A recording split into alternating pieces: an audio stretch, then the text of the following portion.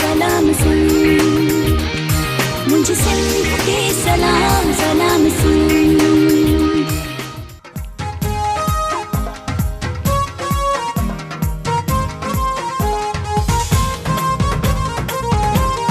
जियो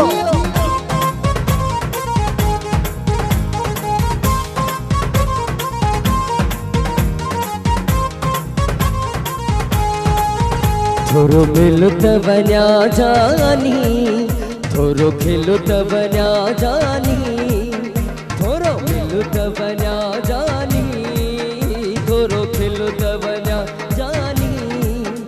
इहे मेला नसीब ने जा, अथी मेला नसीब ने जा। अजू दीवानी जो दी हुआ, अजू दीवानी जो दी हुआ, अजू दीवानी जो दी हुआ है, दीवानी जो दी हुआ।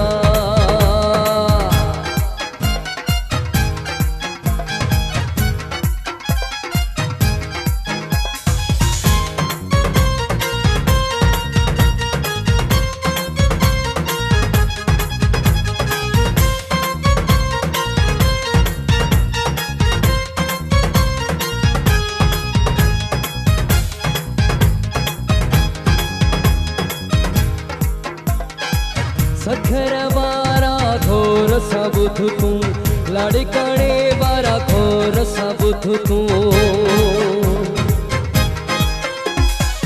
सखर वारा घोर सबुथ तू, लाड़काने वारा घोर सबुथ तू। थोरो खेलो त बन्या जानी, थोरो मेलो त बन्या जानी। हैप्पी दीवाली मुबारक आ, हैप्पी दीवाली मुबारक आ, हैप्पी दीवाली मुबारक आ, हैप्पी दीवाली मुबारक आ।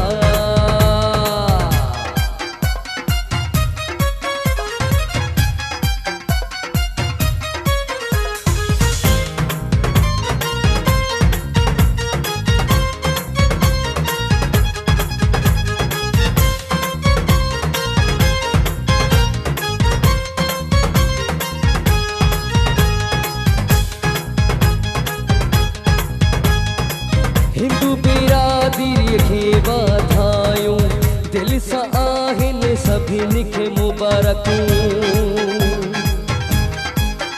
हो हिंदू बिरादरी खे वाधायूं, दिल सां मुबारकूं आहिनि वाधायूं। थोरो खिलो त बन्या जानी, थोरो मिलो त बन्या जानी।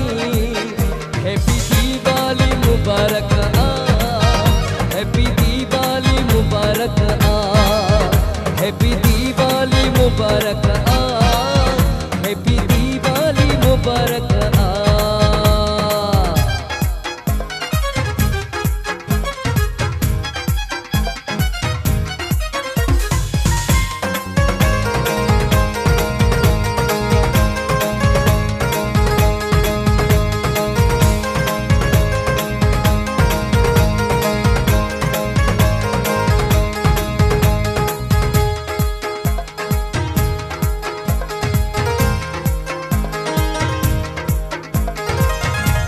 कटायो दिया बारियो, दीवाली जी रस्म पूरी क्यों।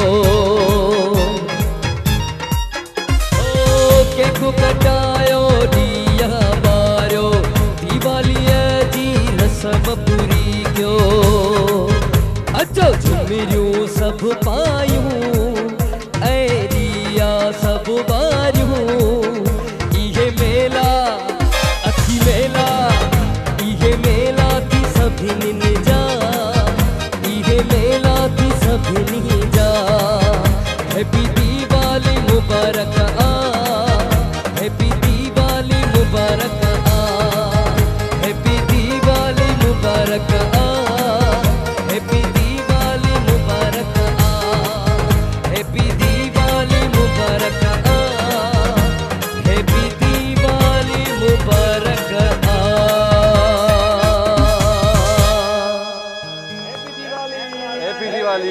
हैप्पी दिवाली हिंदू सिंध में रहंदड़ सभिनी हिंदू भाइरनि खे पाकिस्तान में रहंदड़ पाकिस्तान खां ॿाहिरि रहंदड़ जेका बि हिंदू कम्युनिटी आहे सभिनी खे दिवाली जूं तमामु घणियूं वाधायूं हुजनि ॾियारीअ जूं दीपावली टई नाला जेके आहिनि किथे किथे कहिड़ो नालो सॾियो वेंदो आहे किथे कहिड़ो नालो सॾियो वेंदो आहे असां सां गॾु हिते जेकी मौज़ महिमान आहिनि इन्हनि खे बि साईं हैप्पी दिवाली साईं राजेश कुमार अरदासी साहिबु असां सां गॾु आहे अरदासाणी साहिबु असां सां गॾु समाजी अॻिते अॻवान आहे ऐं साईं श्याम सुंदर साहिबु डॉक्टर श्याम सुंदर साहिबु हर भेरे असां सां साथ निभाईंदो आहे साईं तव्हांखे हैप्पी दिवाली हिन पासे महाराज रामनाथ साहिबु साईं आपको भी बहुत शुक्रिया आप हमारे प्रोग्राम में तशरीफ़ लाए हैप्पी दिवाली ऐं हिन पासे जतन साहिबु असां सां जतन केवलाणी साहिबु तव्हांखे बि हैप्पी दिवाली साईं महिरबानी तव्हांखे वाधायूं वॾियूं मुबारकूं हुजनि तव्हांखे साईं यासर साहिबु तव्हांजी वॾी महिरबानी तव्हां प्रोग्राम में ॾाढो सुठो साथ ॾिनो मोहरम साईं बि असां सां गॾु आहे असां हैप्पी दिवाली वरी चवंदासीं अजीत कुमार आहूजा साहिब खे जेको MD आहे सिंध TV जो अजीत कुमार आहूजा साहिबु तव्हांखे दिलि जी अथाह गहराइनि सां हिन ॾियारीअ जे ॾिण जूं वाधायूं हुजनि ऐं नवीन कुमार साहिब खे बि ॾियारीअ जे हिन ॾिण जूं तमामु घणियूं वाधायूं हुजनि जय किशन साहिबु असां सां गॾु हूंदो आहे जय किशन साहिब खे बि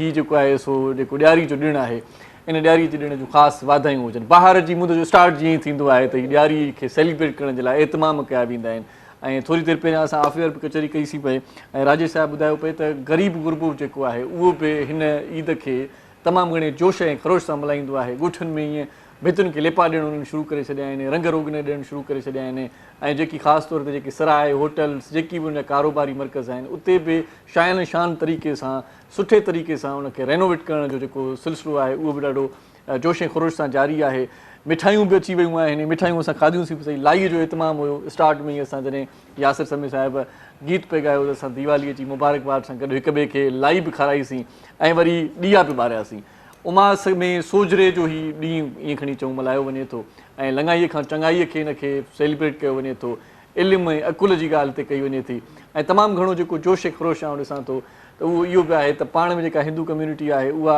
हिननि ॾींहंनि में तमामु घणी मिली जुली वेंदी आहे 9-10 ॾींहं पहिरियां मुंहिंजे ख़्याल में साहिबु ईअं स्टार्ट थींदो आहे बिल्कुलु सो इहो स्टार्ट थिए थो ऐं हिकिड़ा इतमाम थियनि था जशन जी भरपूर तयारी कई वञे थी ऐं चरागां कयो वञे थो रोशनियूं कयूं वञनि थियूं रोशनियुनि जो समां अची वियो आहे बहार जी मुंद में बहारी ॼण मन में अची वई आहे सो इन मन जी बहारीअ खे तरो ताज़ा रखो ऐं हीउ जेको ॾींहुं आहे ॾियारी जो ॾिणु आहे हिनखे हिंदू कम्यूनिटी सेलिब्रेट करे थी असीं बि सभई जेकी बि सिंध TV जो पूरो सथ आहे या असां बि सभई जेकी बि पाकिस्तानी आहियूं ऐं सिंध में जेकी रहूं था सभई हिंदू भाइरनि सां गॾु आहियूं सेलिब्रेट कंदा आहियूं छो त उहे बि असां सां असांजे त्योहारनि में असांजे ॾिण में गॾु हूंदा आहिनि मुकमल जेका कचहरी कंदासीं ॾियारीअ जो कॉन्सेप्ट छा आहे इन जो बैकग्राउंड छा आहे इहो छो मल्हायो वञे थो छाजे करे इहो थिए पियो इन जे बारे में तव्हांखे मौज़ महिमान बि ॼाण ॾींदा आउं बि ॻाल्हाईंदो रहंदुसि की नंढड़ी साही पहिरियां वठूं था ऐं साईअ ते वञण खां अॻु में वरी तव्हांखे चऊं था हैप्पी दिवाली ऐं मोटीअ चऊं था नंढड़ी साईअ खां पोइ मुंहिंजे सिंध खे सलाम सलाम मुंहिंजे सिंध खे सलाम सलाम जी दिवाली जो स्पेशल प्रोग्राम साण करे इरशाद जागीरानी हिकु भेरो वरी तव्हांजी ख़िदमत में हाज़िर आहे मौज़ महिमाननि जो बाक़ाइदा तारुफ़ तव्हां सां कराए चुकूं थोरी देरि में कचहरी बि कंदासीं ऐं दिवाली जे हवाले सां उन्हनि खां कुझु ॻाल्हियूं पुछा बि कंदासीं जो कि ॾियारे ते भारत में आम मोकल बि हूंदी आहे दिवाली खे मुख़्तलिफ़ मुल्कनि में सेलिब्रेट कयो वेंदो आहे ऐं 2003 में त बराक ओबामा बि वाइट हाउस में हिनखे सेलिब्रेट कयो हुयो ऐं तमामु घणी शान शान तरीक़े सां कयो हुयो ऐं अॼोके ॾींहं ते लक्ष्मी देवीअ जी पूॼा बि थींदी उहा कीअं थींदी आहे छा थींदो आहे इन तरीक़ेकार ते बि थोरो ॻाल्हाईंदासीं सिंध हुकूमत बि इन हवाले सां तमामु घणा एफर्ट्स वरिता आहिनि ऐं सुठा जेकी प्रोग्राम जेके इवेंट आहिनि ख़ासि तक़रीबूं जेके आहिनि से उहे ऑर्गनाइज़ कयूं वञनि थियूं ऐं उन्हनि में बि तमामु घणो क्राउड अचे थो अॼोको ॾींहुं ईअं खणी चऊं त ईद जो ॾींहुं आहे ऐं हीअ ईद चरागनि वारी ईद आहे हीअ ईद ॾींहंनि वारी ईद आहे हीअ ईद जहालत खां छुटकारे जी आहे हीअ ईद इल्म ऐं अकुल वारी आहे हीअ ईद उमास में बि सोजरे जी आहे सो हिन ईद खे सेलिब्रेट कयूं पिया असां सां गॾु जेकी मौज़ महिमान आहिनि तव्हां उन्हनि सां मिली चुका आहियो थोरी देरि पहिरियां असां हिकिड़े गाने ते झूमूं पिया असां उन ते कुॾूं पिया असां उन ते डांस पिया कई छो त हीउ जेको माहौल आहे ईद जो इहो आहे इहो त ॾुखनि खे विसारे कुझु घड़ियूं परेशानियुनि खां पासो थी करे हिन ॾींहं ते भरपूर मौज मस्ती हुजे हिन ईद ते भरपूर जशन हुजे हाणे इन ईद जो हीउ जेको चरागनि वारी ईद मां हिनखे नाव ॾियां थो त हिन ईद जो मतिलबु छा आहे छो मल्हाई पई वञे इन हवाले सां मौज़ महिमान सां कचहरी कंदासीं सो राजेश कुमार हरदासाणी साहिबु असां सां गॾु समाजी ऐं अक़लियती अॻवान हिकु ॿीहर तव्हांखे ॿुधाईंदो हलां ऐं डॉक्टर श्याम सुंदर साहिबु असां सां गॾु आहे उन्हनि जी वॾी महिरबानी ऐं हिन पासे खां महाराज रामनाथ साहिबु असां सां गॾु ऐं जतिन केवलानी साहिब असां गॾु आहे, सभु मौज़ूद महिमान असां गॾु आहिनि, उन्हनि सां कचहरी कंदासीं, तव्हांखे आगाही ॾींदासीं। हिंदू भाइरनि खे त सॼी ख़बर आहे त हीउ छो ॾींहुं मल्हाइबो वञे, उहे ईद जे हिन प्रोग्राम में असां सां सिर्फ़ु जुड़ियल रहनि, असांजो प्रोग्राम ॾिसनि, पर जिन खे ख़बर न आहे, जिन खे इन बारे में आगाही न आहे, जिन खे सुध न आहे, उन्हनि जे बारे में ॾाढो इम्पॉर्टेंट ॼाण वारो प्रोग्राम थींदो, इम्पॉर्टेंट प्रोग्राम आहे। हिन प्रोग्राम खे ॾिसण विसारिजो, असां सां गॾु रहिजो, मतां पोइ चओ त ॾियारी जे बारे में असांखे ख़बर ई न आहे। सो राजेश साहिबु थोरो बैकग्राउंड में तारीख़ जेकॾहिं ॾिसे थी त हीउ ॾींहुं छो पियो मल्हायो वञे? पहिरियां त आउं सिंध टीवी वारनि जो शुक्रगुज़ार आहियां, साईं अजीत साहिब जो शुक्रगुज़ार आहियां, साईं अज़हर साहिब जो शुक्रगुज़ार आहियां, जिन हर साल वांगुरु हिन साल बि जेको आहे हिंदू बिरादरी सां गॾु पंहिंजी ॾियारी सेलिब्रेट कई ऐं हिंदू बिरादरी सां गॾु पंहिंजूं ख़ुशियूं शुरू कयूं ऐं पूरी दुनिया खे जेको मैसेज ॾिनो आहे पीस जो, इंटरफेथ हार्मोनी जो, त असां सभु गॾिजी करे पंहिंजा त्योहार पंहिंजूं ख़ुशियूं मल्हायूं था ऐं पूरी दुनिया में रहंदड़ हिंदू बिरादरी खे हिन ॾियारी जूं, हिन दीपावली जूं, हिन दीवाली जूं लख लख वाधायूं हुजनि, करोड़ सारी वाधायूं हुजनि। जीअं त तव्हां हिस्ट्री जो पुछो त मां थोरी सी नंढी हिकिड़ी ब्रीफ हिस्ट्री ॿुधायां। हिकिड़ो शहर हो अयोध्या, उन में हिकिड़ो बादशाह दशरथ रहंदो हो, उन जूं 3 ज़ालूं हुयूं, 4 पुट हुआ। उन जी हिकिड़ी ज़ाल जेका आहे उहा न पे चाहियो त भॻवानु रामचंद्र जेको आहे उन जी गादी ते वहे, सो उन पंहिंजे पुटु भरत खे जेको आहे इन गादी ते विहारियो पिए। सो उन पंहिंजे मुड़ुसु बादशाह दशरथ खे खां वचन वरितो त मां जेको तोखे चवां उहो मूंखे मुंहिंजो तूं पूरो कजां। हुन चयो बिल्कुलु मूंखे ॿुधा। हुन चयो त तूं पंहिंजे पुटु रामचंद्र खे 14 सालनि लाइ बनवास मींस जंगल मोकिले छॾ। सो 14 साल लाइ त हुन चयो बिल्कुलु लबेक। हुन जॾहिं पंहिंजे पुट खे चयो त हुनजे पुटु उन खे बिल्कुलु लबेक करे ऐं 14 साल बनवास कटणु विया हली। उन सां गॾु उनजो भाउ लक्ष्मण ऐं उनजी ज़ाल सीता बि गॾु हुई। अॻियां हली कंहिं स्टेज ते अचनि था, उन्हनि सालनि 14 सालनि में हिननि ज़िंदगी खे जाम सारो फेस कयो आहे, जेको मां तव्हांखे अॻियां हली मक़सदु ॿुधाईंदो हुनजो छा हो। जाम सारी मुश्किलात उन में थींदो ईअं आहे जो माता सीता खे जेको आहे रावण जेको हिकिड़ो बादशाह जेको पंहिंजी मिसयूज़ पंहिंजी ताक़त जो करे, पंहिंजे ग़लति इस्तेमालु करे, माण्हुनि खे मारे, दहशत फैलाए, उहो बादशाह हो। उन जेको आहे माता सीता खे जेको आहे बंदी बणाए छॾियो।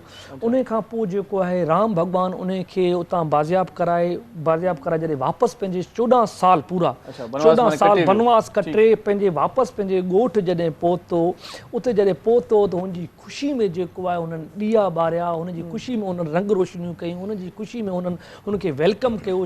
अॼु उहा परंपरा तव्हां ॾिसंदव हज़ारे सालनि खां उहा परंपरा अॼु बि हले पई। अॼु बि असां ॾियारी जे ॾींहं ते जेको आहे ॾीआ ॿारियूं था, ख़ुशियूं मल्हायूं था। हिन जा कॉन्सेप्ट सिर्फ़ु 3-4 कॉन्सेप्ट आहिनि जेके सम्झण जी ज़रूरत आहे। छाजे करे असां 100 सालनि हज़ारे सालनि खां ई ॾींहुं मल्हायूं पिया। तव्हां ॾिसंदा हूंदव त जॾहिं ज़ाल पंहिंजे मुड़ुस खे वचन थी चवे त हू मुड़ुसु जेको आहे उनजो वचन पूरो करे थो। वरी जॾहिं पीउ पंहिंजे पुट खे चवे थो त हीअ शइ करणी आहे त पुटु उन खे लबेक थो करे। वरी जॾहिं भाउ ॾिसे थो, भाउ लक्ष्मण त मुंहिंजो भाउ राम वञे पियो त हू हुन सां गॾु थो वञे त आउं तोसां गॾु हलंदसि।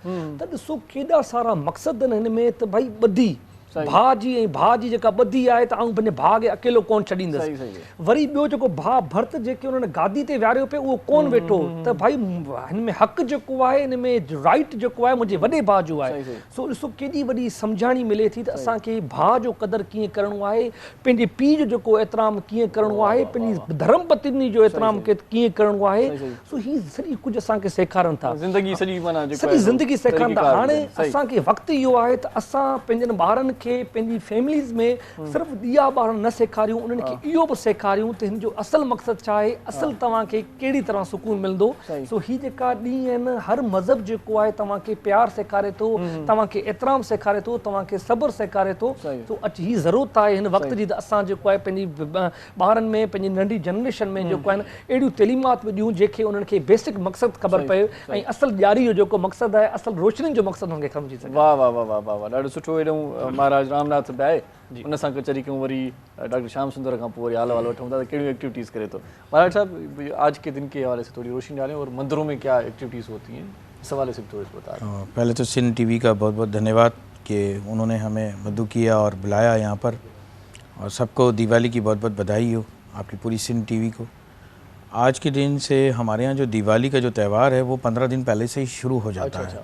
रोज़ाना की बुनियाद पर? जी, रोज़ाना की बुनियाद पे एक्टिविटीज़ होती हैं। लोग अपने अपने घरों की साफ़ सफाई करना और जो भी गंदगी होती है तो उसको साफ़ सफाई रखना, जाला वगैरह कचरे को हटा देना, मंदिरों में साफ़ सफाई रहती है और लाइटिंग्स वगैरह का रहता है, दिए जलाने के लिए लोग जो हैं अपनी तैयारी करते हैं। जिस तरह से हमारे मंदिर में हमने 1001 दिए पहले जलाए, उसके बाद अब जो है हमारे यहाँ 2002 दिए जलाए जा रहे हैं। अच्छा अच्छा, तो इसी तरह से और मंदिरों में भी हर जगह पे दिए जला रहे होते हैं। ये हिसाब किताब का कोई कॉन्सेप्ट है क्या? 1001 नहीं, 2002? वो असल में जिस तरह से अभी पिछली बार हम लोगों ने 1001 किए थे, जैसे कि अयोध्या में अच्छा अच्छा, अभी पिछली बार में जो है 1 लाख यूँ कुछ जलाए गए थे, वर्ल्ड रिकॉर्ड उन्होंने तोड़ा था अच्छा अच्छा, अग्नि देवता के इस पे दिए पे चिरागाव पे।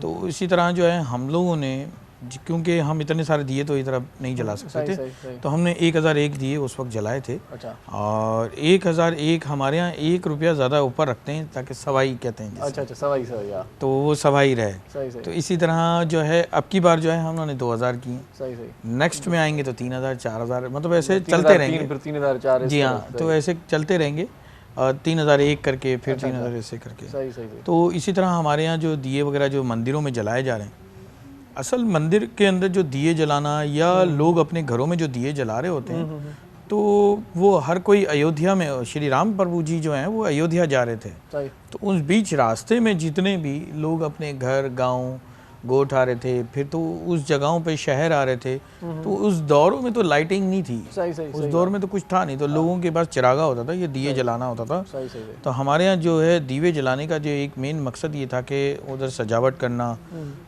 हम रोडों को चौक पूर्णा कहते हैं, जैसे कि डिज़ाइन बनाना, सही सही, खूबसूरती के लिए वेलकम करने के लिए उनको बुलाते थे, खुशामदीद करने के लिए। तो ये जो दिए जो हैं हर जगह पर लगे जाते थे, तो जहाँ से भी प्रभु श्री राम जी गुजरे तो वो हमारे यहाँ ज़रूर आएँ, लोग इस्तकबाल कर रहे थे उनका। सही सही, तो हर कोई जो है अपने अपने जगहों पे कर रहा था। तो ऐसी तरह जो है अयोध्या जब पहुँचे तो उससे पहले जो है बहुत सारा चिरागा हुआ था, दिए जल रहे थे कि रोशनी, क्योंकि रात का समय था। सही सही, श्री राम प्रभु जी जब अयोध्या पहुँचे तो वो रात का समय हो रहा था, 3 बज रहे थे या 4 ऐसे आई थिंक था। तो मंगल पोर कहते हैं हम उसे, जैसे मंगल का दिन हो जाता है, टाइम हो जाता है सुबह का। तो उस समय पे पहुंचने की वजह से लोगों ने बहुत ज़्यादा चिरागा किया हुआ था, रोशनी का तस्वुर था। मिठाई हमारे यहाँ दूसरे दिन इसलिए रखी जाती है कि उनको राजगद्दी मिली थी। अच्छा, सत्य की जो गद्दी थी, जिनको वो 14 साल, जैसे राजेश जी ने बताया कि भरत जी ने अपनी जो है गद्दी पे नहीं बैठे वो, और उन्होंने जो है अपनी गद्दी पे आने के बाद जब अपने भाई को, श्री रामचंद्र भगवान जी को, जिसे हम सत्यवादी राजा रामचंद्र कहते हैं कि रघुकुल रीत सदा चली आई, प्राण जाए पर वचन ना जाए। सही सही, तो हमारे यहाँ पे जो है वचन दे के गए थे वो अपने अपने पिताजी को कि मैं 14 साल वनवास काटूंगा और काट के जो है फिर आएंगे। यही वचन जो है वो भरत जी ने अपने निभाया हुआ था कि जब तक मैं अपने भाई को जो है राजगद्दी पे नहीं बैठाऊंगा तो मैं भी अपने भाई जिस तरह से वन में घूम रहा है, जंगलों में घूम रहा है, तो इसी तरह मैं भी इस राजगद्दी को छोड़कर अपने आसपास की जो जंगल है उसमें रहकर उसी तरह से निभाऊंगा। तो अपने भाई की जो चप्पल होती हैं उनको वो लेके आते हैं अपने भाई से मनवा के कि अगर आप नहीं चल रहे हैं, तो उन्होंने कहा कि मैं अपने पिता के वचन को जो है निभाऊंगा। सही सही, तो मैं 14 साल बाद ही आऊँगा। तो फिर उन्होंने उनकी चप्पलें ले ली, जिसके हम खड़ाऊँ कहते हैं। सही सही, तो वो लेके उस राजगद्दी पे रख दी गई थी। तो जब श्री रामचंद्र भगवान जी आए तो उन्होंने पहले ही हमारे श्री महावीर हनुमान जी को भेजा और देखा कि क्या हो रहा है उधर। तो उधर जब उन्होंने देखा कि तो बहुत अच्छी तैयारियां चल रही हैं आपके लिए और सब कुछ हो रहा है, तो पहले जो है वो भरत जी के पास जाना है, नहीं तो 14 साल का वनवास जैसे ही दिन अगर चेंज होगा तो वो उन्होंने कहा, एक वचन लिया हुआ था कि 14 साल के अंदर अगर आप नहीं आए तो मैं अपनी गर्दन काट दूंगा। अच्छा अच्छा, तो इसी वजह से जो है प्रभु श्री रामचंद्र जी को 4 बजे से पहले आना पड़ा और रात्रि में आना पड़ा। सही सही, इसलिए चिरागा किया गया। सही सही, और भरत जी आए, सही, भरत जी के पास मिलने आए पहले और वो सब साथ मिलकर सही सही, राजगद्दी पे श्री रामचंद्र भगवान जी को बिठाया। सही, उसके बाद लोगों ने खुशियां भी मनाई, जैसे हम इधर अभी खुशियां मना रहे थे, फूल उड़ा रहे थे एक दूसरे पर और मिठाइयाँ खिला रहे थे। तो लोग खुशी के त्यौहार को, सत्य का, एक सच्चा, झूठ का बोलबाला नहीं हुआ, झूठ का मुंह काला हो गया और सच का बोलबाला हुआ, उसी पर मिठाई खिलाई। सही सही सही, सही डॉक्टर श्याम सुंदर साहब, तव्हां भला कंहिंखे मिठाई खाराई, कंहिंखां वरिती, किथे किथे सेलिब्रेट कयो, वटसठ लगी पई आहे, जाॾे काॾे मिठाई लगी पई आहे? हाँ सर, यार सभ खां पहिरियों ई तव्हां पूरी सिंध टीवी वारनि जो हिकु दफ़ो ॿीहर निहायत थोराइतो आहियां जो तव्हां असांखे हर मौक़े ते यादि कयो था। तव्हांजी पूरी टीम खे, डॉक्टर साहब खे, अजीत साहब ऐं तव्हांजी पूरी जेका सिंध टीवी सथ ऐं सम्झां थो जेका सेलिब्रेशन हाणे शुरू थियूं आहिनि, जेको अॼु पंहिंजो ऐं हिन शानदार प्रोग्राम में तव्हां जेका शुरूआति कराई सही सही ऐं उहा निहायत हिकिड़ी ख़ुशियुनि भरी हा ऐं उन में हिकिड़ी पंहिंजाइप हुई मज़ेदार मज़ेदार हा। जेके पाण चऊं हिकिड़ियूं मर्यादाऊं हा हा दीवाली हवाले सां जेको असांजे दोस्त राजेश ऐं महाराज साहिबु ॿुधायो हा तारीख़ी तरह जेको उनजो पस मंज़र हा पाण उन जा हिकिड़ा कल्चर हिसाब सां हिकिड़ा सियासी हिसाब सां हा हा हिकिड़ा तारीख़ हिसाब सां सही सही दीवाली जी जेका अहमियत आहे हा मुंहिंजे नज़र में सिर्फ़ु ॾीओ ॿारे हा दीवाली न आहे मिठाई खाराए दीवाली न आहे हा पर दीवालीअ रंग ॿिया आहिनि आहे है उहे रंग कहिड़ा आहिनि रिश्तनि जी मर्यादा हा हा सही प्यार जी मर्यादा वाह वाह वाह वाह वाह वाह टॉलरेंस जेको अॼु जे दौर में घटि में बर्दाश्त सही सही सही तव्हां हिन सॼी तारीख़ी पस मंज़र में ॾिसो पीउ जो चवणु पुटु कीअं थो मञे सही मुड़ुस जो चवणु ज़ाल कीअं थी मञे सही वॾे भाउ जो चवणु नंढा ॿार कीअं था मञनि सही सही ऐं हू जेको राजा दशरथ उहो जेका हुनजी श्री रामचंद्र जी सिगी मां कान हुई सही वेगी मां हुई सही सही उन पंहिंजे मुड़ुस खां वचन वरितो आऊं तव्हां खां ज़िंदगीअ में का अहिड़ी शइ घुरंदुमि मूंखे न कजमि सही, न सही। कजमि हा हुनजो ओके हाणे जॾहिं उहो टाइम आयो वचन सुवाल करे थी उहो पंहिंजे राजा खां त आऊं जेको तव्हां खां पोइ जेको तख़्त ते मुंहिंजो पुटु भरत खे विहारींदुसि सही सही ऐं श्री रामचंद्र खे 14 साल बनवास लाइ मोकिलियो हा जॾहिं उहो राजा ॿुधे थो त ॾाढी उन ते हिकिड़ी ॾुख गम वारी कैफ़ियतारी थिए सही सही किननि हंधि ईअं लिखियल जेका रवायत हू बेहोश थी वञे थो पोइ जॾहिं हू पंहिंजे पीउ जे चवण ते इहो बनवास जो सफ़र शुरू करे थो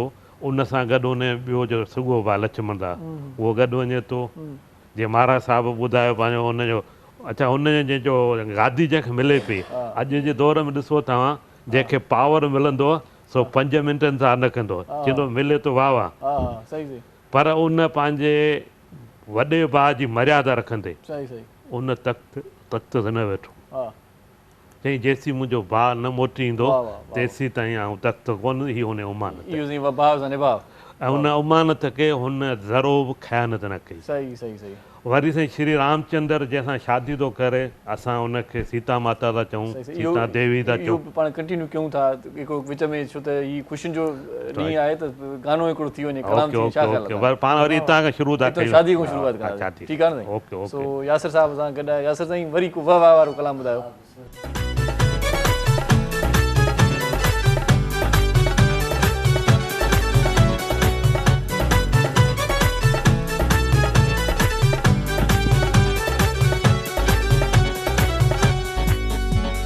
ॾींहुं ख़ुशीअ जो अॼु आयो सभिनी खे हैप्पी दीवाली मुबारक ॾींहुं ख़ुशियुनि जो अॼु आयो हैप्पी हैप्पी दीवाली मुबारक हैप्पी हैप्पी दीवाली मुबारक केक कटायो ॾीओ जलायो हैप्पी हैप्पी दीवाली मुबारक हैप्पी हैप्पी दीवाली मुबारक हैप्पी दीवाली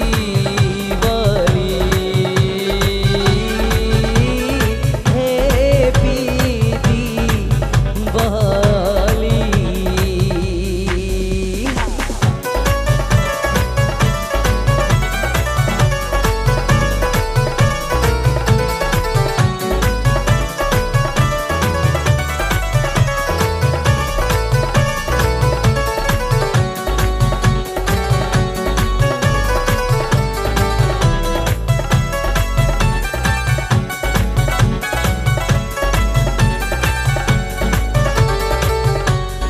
घर सारे खे दिल सां सजायो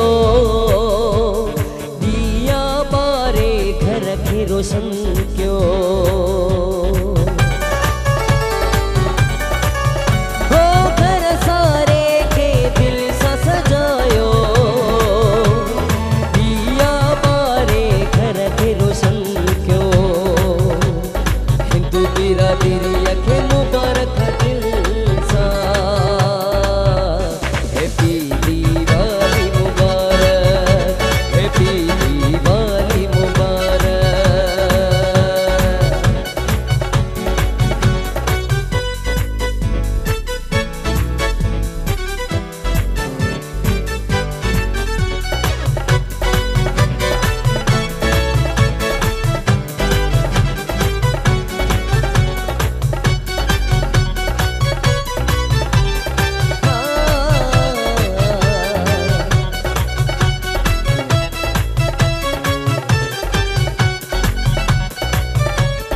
चंड जो टुकड़ो लगी थो अज तो तू चंड जो टुकड़ो लगी थो अज तो तू जाने थो मोला जाने थो मोला जाने थो मोला जाने थो मोला चंड जो टुकड़ो लगी थो अज तो तू जाने थो मोला जाने थो मोला जाने थो मोला जाने थो मोला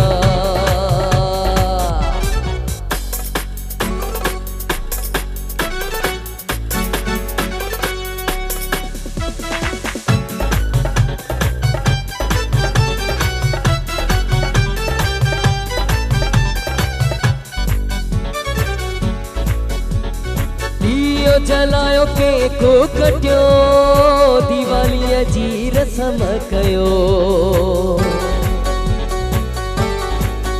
हो दियो जलायो केको कटियो दिवालीअ जी रसम कयो दिवालीअ जी रसम कयो दिल सां ईद मनायो दिल सां ईद मनायो झुमिर पायो झुमिर पायो झुमिर पायो झुमिर पायो छबे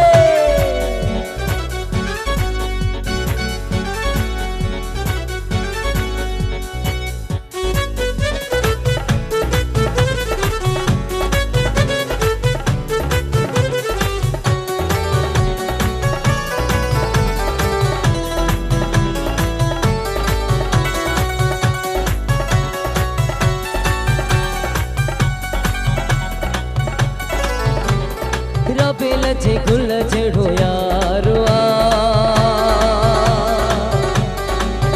हो रबेल जे गुलाब जे रबेल जे गुल जड़ो यारो चंड जड़ो सुनो मुझो प्यारो छो जानिए जी छो पीरिय जी गिला गया मत लख बेरा बिस्मिल्लाह कया अजो के कुकटिया दिवाली मलाया माँ के कुकटिया झूमो झूमो मिली झूमो ओ सारा मिली झूमो झूमो झूमो मिली झूमो ओ सारा मिली झूमो झूमो झूमो मिली झूमो ओ सारा मिली झूमो झूमो झूमो मिली झूमो ओ सारा मिली झूमो झूमो झूमो मिली झूमो ओ सारा मिली झूमो वाह साईं वाह साईं वाह वाह वाह सो असांजा झूमण शुरू कयो त गानो बंदि करे छॾी यार हा सो समझ आव तव्हांजी वॾी महिरबानी फ़िलहाल वरी असां तव्हांखे थोरी देरि में सॾायूं था केक कटींदासीं जंहिं महिल तव्हांखे ज़रूरु सॾींदासीं सो हिते नंढी साई बि वठूं था तव्हांजा लख थोरा तव्हां असांजे प्रोग्राम में आहियो सो हिते वठूं था नंढिड़ो ब्रेक मोटी अचूं था दीवाली जो स्पेशल प्रोग्राम तव्हांजी ख़िदमतुनि में अञा जारी सारी आहे ॾिसंदा रहिजो सिंध टीवी मुझे सिंध के सलाम सलाम सिंध मुझे सिंध के सलाम सलाम सिंध जी सलाम सिंध में हिकु भेरो वरी तव्हांखे भलीकार चऊं था ॾियारीअ जो ख़ासि ॾिणु ऐं अॼोको ख़ासि प्रोग्राम तव्हांजी ख़िदमत में असीं पेश करे रहिया आहियूं हिंदू भाइरनि खे सभिनी खे वरी बि दीवालीअ जूं तमामु घणियूं मुबारकूं हुजनि हिन वक़्तु इन लम्हे असां सां गॾु हिकिड़ी सुठी फ़नकारा बि मौजूदु आहे उनजो तारीफ़ तव्हां सां कराईंदो हलां थोरी देरि पहिरियों यासिर समी साहिबु ॾाढो सुठा कलाम ॿुधाया असांजो मनु गरमायो सो हाणे वरी असां सां गॾु कोमल सूमरू आहे थोरी देरि में उनखे ॿुधंदासीं उनखे पहिरियां वेलकम चऊं था कोमल कीअं आहियो ठीकु आहियो मां ठीकु आहियां तव्हां कीअं आहियो बिल्कुलु ज़बरदस्त वॾी महिरबानी तव्हां असांजे प्रोग्राम में आहियो Thank सो डॉक्टर साहिबु इन खां पहिरियां जो कंहिं ॿिए पासे वधूं तव्हांजी ॻाल्हि पहिरियां पूरी कयूं त शादीअ ते पाण रुकिजी वियासीं हा पाण कई बि असांजी जेका सीता माता श्री रामचंद्र जी जेका धर्म पत्नी उहा बि साईं हिकिड़ी राजा जी धीउ शहज़ादी हुई अच्छा अच्छा त उन राजा हिकिड़ी किराए ते लाइ रखी हुई त मुंहिंजे धीअ सां उहो माण्हू शादी कंदो जेके ही शयूं पूरियूं कंदो अच्छा अच्छा पोइ उन्हनि में हिकिड़ो तीर कमान जो हा कुझु ॿियूं शयूं त श्री रामचंद्र तीर कमान हलाइण जो कमांडर हो अच्छा अच्छा माना हुनजो तीर जितां निकितो मिस न थींदो अच्छा अच्छा माना पूरो निशाने ते पूरे निशान हेठि ते हा सही पोइ उहे जॾहिं उहे सभु हुनजा जेके पैरामीटर राजा जा उहे पूरा करे उन शहज़ादीअ सां श्री रामचंद्र जी शादी थिए थी वॾी धामधूम सां सही, उन टाइम जे हिसाब सां सही सही पोइ उहा बि मां सम्झो कि राजा जी धीउ हुई पर पंहिंजे मुड़ुस जो जेको नातो हो उनखे निभाइण लाइ उन बि 14 साल बनवास ते मुड़ुस सां गॾु अच्छा हालांकि फैमिली जे मेंबरनि ॿियनि सभिनी मने कई हा हा हा त तव्हांजो उते सही आहे। जंगलात में रहणु तमामु ॾुखियो चईंदा आहिनि जिते मुंहिंजो मुड़ुसु हूंदो उते आउं हूंदुसि वाह वाह वाह वाह वाह वाह त दीवाली असांखे जेका मैसेज ॾिए थी जेको पैगाम आहे सही उहो आहे त रिश्तनि जी मर्यादा हा प्यार जी मर्यादा हक़ ऐं फतेह जी मर्यादा सही उते वरी बनवास में जेको रावण जंहिंजो तव्हां सां पहिरीं ज़िक्र कयो सही अॼुकल्ह जेका पाण श्रीलंका था चऊं हा उहो उन टाइम ते लंका हुई सही सही सही उनजो तमामु को ताक़तवर उन टाइम जो हिकिड़ो बादशाह हो अच्छा अच्छा ऐं चवनि था त उनजो जेको महल हो एतिरो त उन महल में सोन सां ठहियलु हो अच्छा जंहिंजी का वैल्यू एॾी माना तमामु हिकिड़े माना काथो नथो लॻाए सघे। काथो नथो लॻाए सघे सही सही सही पोइ उहा असांजी शइ सीता माता खे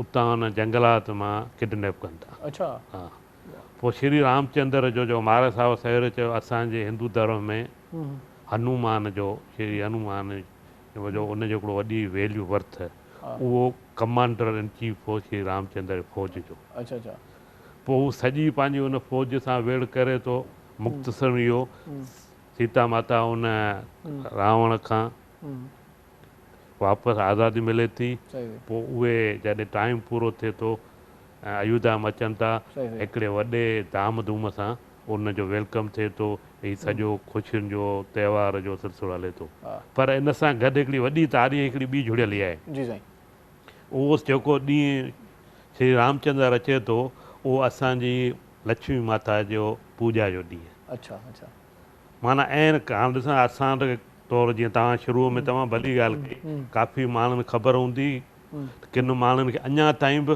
हिन जी जेका बेसिक नॉलेज आहे हा, ख़बर उहा न हूंदी हा हा हाणे ॾियारी असां सम्झूं था श्री रामचंद्र जी हा हा पूॼा असीं लक्ष्मी माता जा करियूं सही सही सही इन जो पाण में तारीख़ी आहे। तौर ते कहिड़ो ॻांढापो आहे सही सही सही एक्चुअली उहो ई ॾींहुं लक्ष्मी माता जे जनम ॾींहं जो आहे ऐं जीअं तव्हां सैर कयो त असां वटि सिंधीअ में रबीअ फसल थींदा आहिनि कतीअ फसल थींदा आहिनि हा हा त हीउ जेको त्योहार सो कतीअ जेके फसल लहंदा आहिनि हा हा उन्हनि जी ख़ुशीअ में उन टाइम ते माण्हू लक्ष्मी माता जी पूॼा कंदा हुआ त जीअं असांजे घर में धन मुल्क दौलत में अचे। धन दौलत अचे ख़ुशहाली अचे सही सही सही आउं सम्झां थो मुंहिंजे नज़र में जेतिरो आउं पंहिंजे सफ़र में हलियो आहियां समाजी तरह सियासी तरह सही सही त असुलु जेका ॾियारी आहे न उहा उन ग़रीब माण्हू जे जंहिंजे घर में सिंधी में चवंदो बाबा कहिड़ो पुलाउ रधियो हा पोइ जॾहिं उनजे घर में उहो पुलाउ थो रधिजे न हा हा असुलु उनजी ॾियारी आहे। उनजी आहे सही सही सही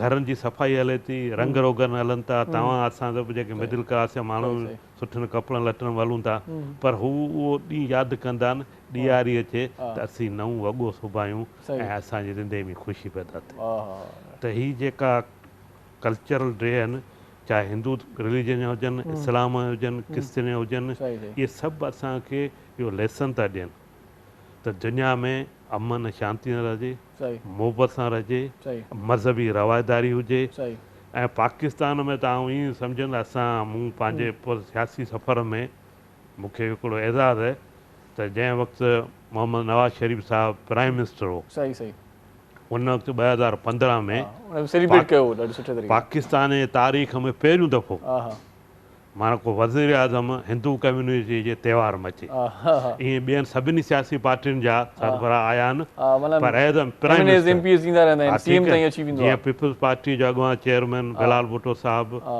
PTI जा अॻुवाण हा हा इवन जेको सिटिंग प्राइम मिनिस्टर वेठो आहे इमरान ख़ान साहिबु ऐं ॿिया जेके ॿियूं मुख़्तलिफ़ सियासी पार्टियूं सही सही सिविल सोसाइटी जा माण्हू स्पेशली मीडिया जा माण्हू ऐं मीडिया ईअं न ख़ाली असांजी सिंधी मीडिया सही ऐं नेशनल मीडिया लेवल ते सही सही उन सॼे खे त्योहार सेलिब्रेट करण लाइ तव्हां ॾाढियूं शुरूअ में भले हिकिड़ी इहा ॻाल्हि कई त इंटरनेशनल लेवल ते जॾहिं बारक ओबामा अमेरिका जो प्रेसिडेंट हो सही, त सही। वाइट हाउस में ॾियारी सेलिब्रेट करे थो पूरो सजाए छॾियो हुअईं, हा। हा तव्हां सम्झो त उन माना ॾींहं जी केतिरी अहमियत आहे सही सही ऐं हीउ जेको ॾींहुं आहे न सिर्फ़ु हिंदुस्तान ऐं पाकिस्तान में न पर सॼी दुनिया में सही। जिते बि हिंदू रहनि था हा। उहे पंहिंजे वॾे जोश जज़्बे सां सही। इहो ॾींहुं सेलिब्रेट कनि सही, था सही। तव्हां ॾिसो इंटरनेशनल मीडिया बि हा। उन ॾींहं ते ऐं हिन दीवालीअ खे स्पेशली हाईलाइट कनि सही, BBC सही, ॾिसो सही, CNN सही, ॾिसो सही, ऐं सही, ॿिया जेके सही, चैनल सही, सही। ऐं हिन मौक़े ते हिकु दफ़ो वरी ऐं ख़ुशूसी तौर ते उन्हनि मिसकिन पोइ त माण्हुनि जे घरनि में जेको ऊंदाईअ में जीअं तव्हां उमास जी ॻाल्हि कई हा, हा। तमामु ॾाढी तारीख़ी ॻाल्हि हा, आहे हा। त जेका घाटी जेका ऊंदाई हूंदी आहे न जीअं सही। टैगोर जो हिकिड़ो मशहूरु शेर बि आहे सही, सही। शाइरी त उन में हिन ऊंदाईअ में हिन ॾींहं जी जेका अहमियत आहे न हा, उन जो पस मंज़र आहे न सही, सही। उहो माण्हू बयानु नथो पाण करे सिंधी में चवंदा आहियूं ॿाट में लाट। ॿाट में लाट वाह साईं ॿाट में लाट उहा जेका ॿाट में लाट सही। उहा मिसकिन ग़रीब माण्हुनि जी झूपड़ियुनि में आहे सही, सही, वाह जी ॻाल्हि कयो। उन्हनि जी जेका ख़ूबसूरती आहे न ख़ुशीअ जी उहा मापण जहिड़ी कान्हे वाह, वाह, वाह। ऐं उन जूं जेके उमेदूं आहिनि हा, उन्हनि जेके सपना आहिनि सही, सही। उहे हिननि त्योहारनि सां ॻंढियल वाह, आहिनि हीउ ॾींहुं अचे लक्ष्मी माता जी पूॼा अचे वाह, वाह। जीअं असांजे जेके तकलीफ़ूं ज़िंदगीअ जूं उहे सफ़र सवलो थिए ईअं ई आउं सम्झां थो पूरी इंसान ज़ात लाइ सही, सही।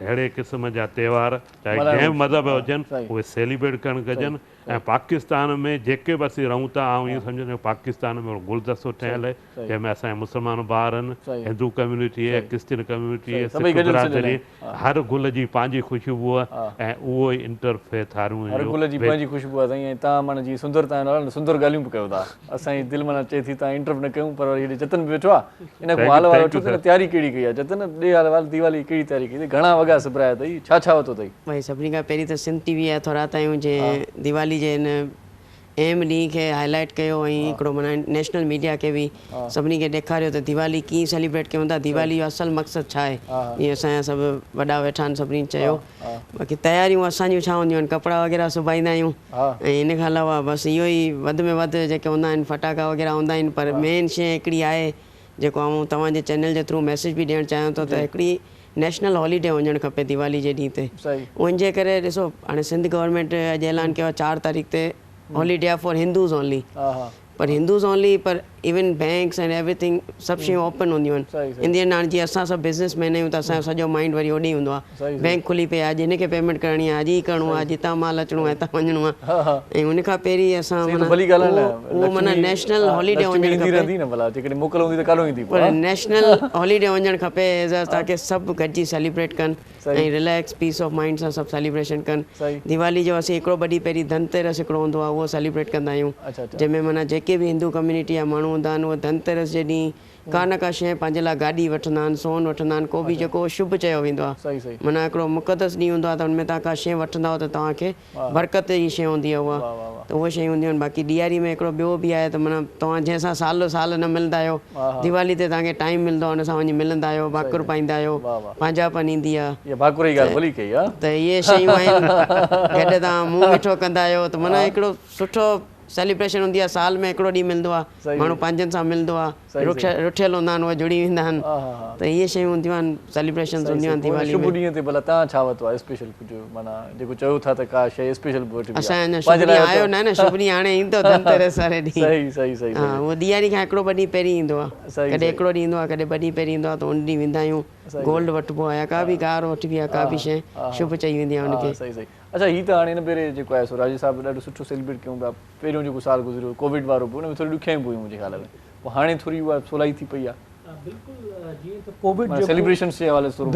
बिल्कुलु हींअर तव्हां ॾिसंदा हूंदव त असांजा मुख़्तलिफ़ शहरनि में मुख़्तलिफ़ ॻोठनि में सत्संग जा इंतज़ाम थियनि पिया किथे म्यूज़िकल नाइट जो अरेंजमेंट थियनि पिया ऐं किथे जेको आहे म्यूज़िक अरेंज थियनि पिया ऐं जेको कोविड जो लास्ट ईयर हो त उन में हर माण्हू जेको आहे छो त जेका गवर्नमेंट जी पॉलिसी आहे उनखे असांखे बि ओबे करिणो आहे ऐं असां सभिनि कयो बि आहे हींअर जेको आहे तव्हां ॾिसंदा हूंदव अॼु जेको ॾियारी जो ॾींहुं आहे त शाम जे टाइम जेको आहे सत्संग बि रखियल आहिनि किथे म्यूज़िकल पार्टियूं बि रखियल आहिनि उते सभु दोस्त गॾजनि था ऐं जेको आहे इन माहौल खे इंजॉय कनि था बाक़ी रहियो जेका तव्हां ॻाल्हि कई असल मां चवंदो आहियां असल जेका दीवाली आहे न उहा आहे ॻोठनि में ऐं छो त बेसिकली बिलोंग कयां थो डिस्ट्रिक्ट सांगड़ मां तो असांजे जेको सराउंडिंग में जेके माण्हू आहिनि उन्हनि में जॾहिं असां ॾिसंदा आहियूं हू मेनू पहिरियां जेको आहे न घरनि खे लेपो कनि था मेनू पहिरियां जेको आहे चूनो कनि था फर्श पका कनि था, उन खां अलावा फुलझड़ियूं वठनि था, कानड़ो जेको कानू असां ॿारींदा आहियूं, जेको उहो असांजे दीवाली वारे ॾींहुं असां में जेका माण्हू वटि न हुआ त उहो कानू ॿारे उनखे जेको सॼे घर में घुमाईंदा आहियूं। त हिकिड़ो ॾाढो बेसिकली कॉन्सेप्ट जेके उहे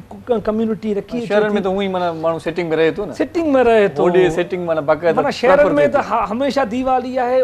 दीवाली जो क़दुरु उन्हनि माण्हुनि खे आहे जंहिं वटि जेको आहे दीवाली सिर्फ़ु साल में हिकु अचे थी, जंहिंजे घर में मिठो भत हिकु ठहे थो। हिते हींअर लाइयूं असां चयूं पिया केक चऊं पिया, मगर जेके हुननि घरनि में हींअर बि जेको आहे सयूं ठहनि थियूं, भत ठहे थो, आलू ठहनि था। ऐं हिन ॾींहं ते छो त हिन ॾींहं ते असां लक्ष्मी माता जी पूजा कंदा आहियूं, त हिन ॾींहं ते असां हिंदू कम्युनिटी जे घरनि में नॉन वेज आइटम कोन ठहंदो आहे ॾियारी जे ॾींहुं।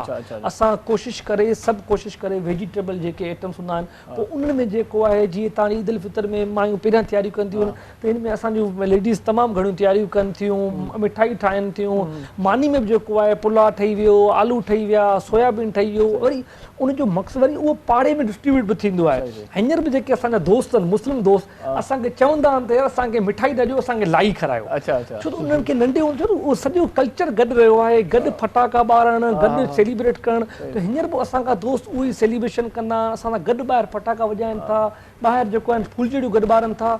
इवन असांजो हिकिड़ो शहर आहे सांगड़ जे पासे में हिकिड़ो झोल, उते हींअर बि तव्हां जॾहिं वेंदा हो त हिते हिंदुनि जे घर जे पासे में मुस्लमान जा घर आहिनि, उहे बि ॾीआ ॿारंदा आहिनि। त यार हीअ असां सभिनी हीअ ॾींहंनि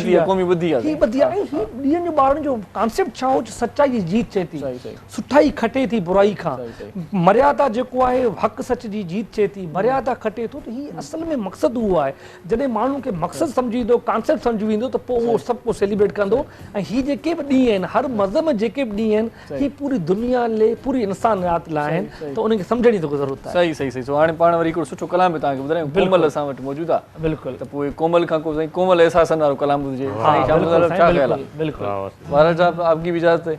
जी एक अच्छा सॉन्ग सुनते हैं। कहाँ हो तुम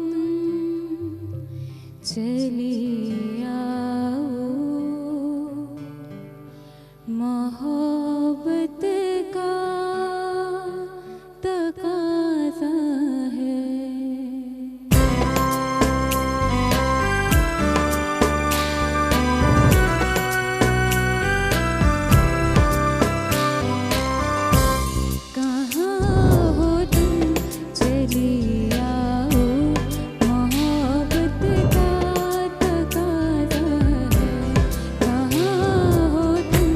चली आओ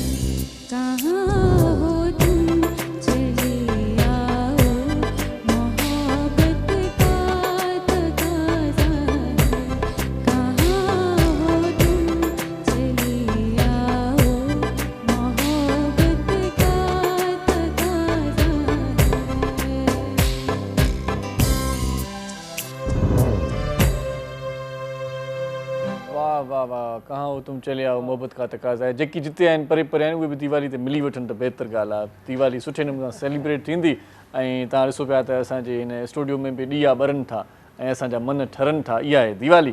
नंढड़ी साई वठूं था, मोटी अचूं था। तव्हां सां गॾु रहिजो, ॾिसंदा रहिजो पंहिंजो प्रोग्राम सलाम सिंध। मुझे सिंध के सलाम सलाम सिंध, मुझे सिंध के सलाम सलाम सिंध।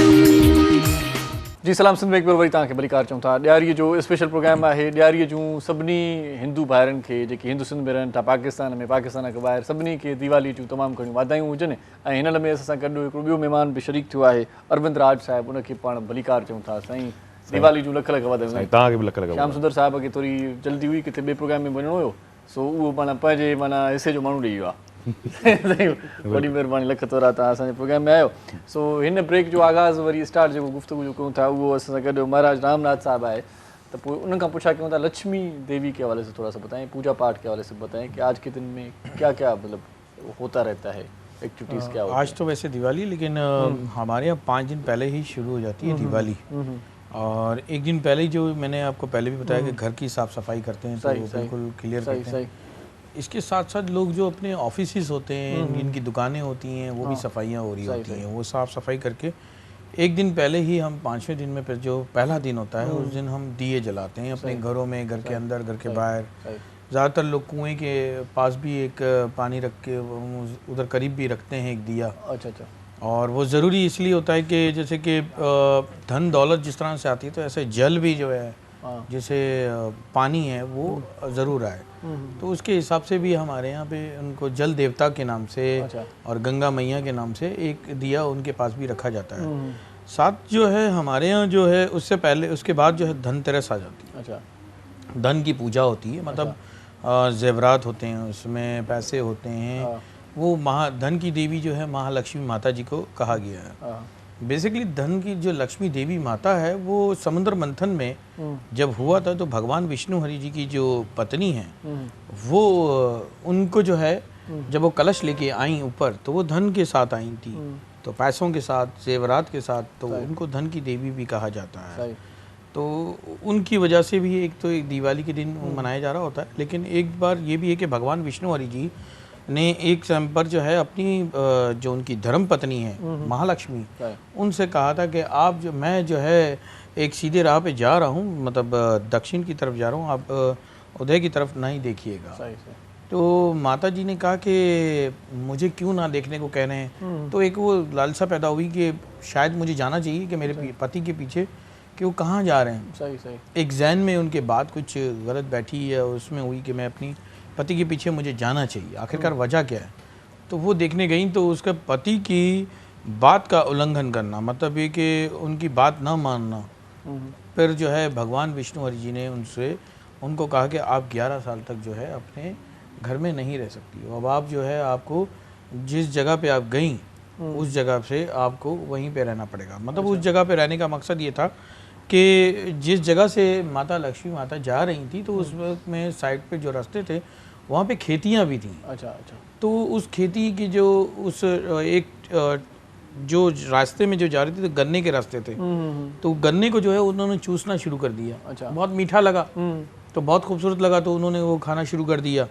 तो माता लक्ष्मी माता के खाने की वजह से जो है वो पूरी खेती जो है एक गरीब की वो ख़त्म हो गई। तो फिर भगवान विष्णु जी ने कहा कि आपको 11 साल जो है इसी स्थान पे रहकर, इन्हीं के घर में रहकर, इस खेती बाड़ी वाली जो इसके घर पे रहना, इसी झुग्गी में रहना है आपने, और इनके ही घर में रहकर पालन पोषण होगा आपका और आप इनकी सेवा करेंगी। तो 11 साल माता जी वहीं रहीं। तो 11 साल के बाद जो भगवान विष्णु हरि जी आते हैं और उनसे कहते हैं कि अब आपका समय हो गया, आपको चलना चाहिए। तो उन्होंने कहा कि मैं, अब ये मेरे माता और पिता भी हुए दुनियावी हवाले से, तो बेसिकली तो वो उस हवाले से गई थी।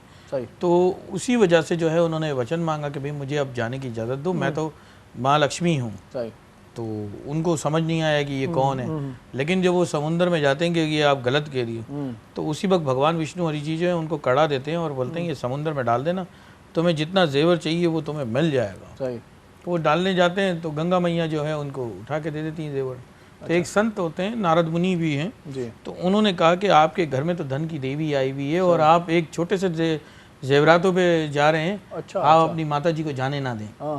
तो बहुत ही ज़्यादा एक्साइटेड होते हैं। तो 2-3 दिन गुजर जाते हैं, क्षमा मांगती हैं कि मुझे अब जाने दिया जाए, मेरे वहाँ पर जो है मेरा विष्णु लोक का अब मेरा घर है, मैं मुझे उधर जाना है। तो उसकी वजह पे जो है माता जी जो है वो प्रार्थना करती हैं कि तुम्हारे घर में मैं धन दौलत के कार्य को कर दूंगी, और मुझे जिस गन्ने के ऊपर है तो उस गन्ने को रखकर, और आप एक अपना पाठ हम कहते हैं जिस पे लाल कपड़ा बिछाकर और पूजा की एक थाली को रखते हैं और सोना धन दान ये रखते हैं, उसकी प्रार्थना करके पूजा करते हैं। पूजा करने के बाद जो है माता जी को एक गऊ का जो गौ माता होती है उसकी गोबरी जो होती है उसका लेप किया जाता है रोड के ऊपर और दरवाजे के सहन के ऊपर। अच्छा।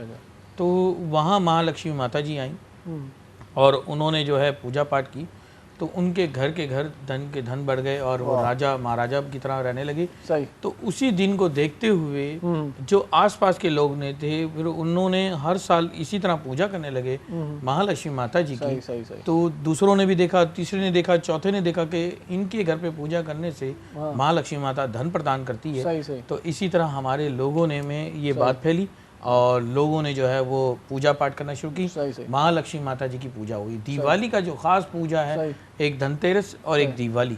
दिवाली का जो आखिरी दिन होता है वो अमावस का दिन कहलाता है और दूसरे दिन रोशनी हो जाती है। तो काली जो है वो जगह खत्म हो जाती है और रोशनी का तस्वीर में वाइटनेस आ जाती है। बड़ी अच्छी जानकारी दी। तो उस वाइटनेस की वजह से ही महालक्ष्मी माता जी की पूजा करने के बाद दूसरा दिन जो है वो ये इनका श्री रामचंद्र भगवान जी का तो दिन आ रहा है, पर इससे पहले भी श्री रामचंद्र भगवान जी के पहले भी हम दिवाली की महालक्ष्मी माता की पूजा करते थे, प्रार्थनाएं पूजा करते थे। इस दिन जो हमारे बिजनेसमैन होते हैं वो हमें धनतेरस के दिन ही अपना बही खाता कहते हैं हम लोग उसे, तो अपने बिजनेसमैन का एक रजिस्टर होता है वो देते हैं, उसके अंदर हमारे यहाँ एक धर्म खाता भी बनाते थे।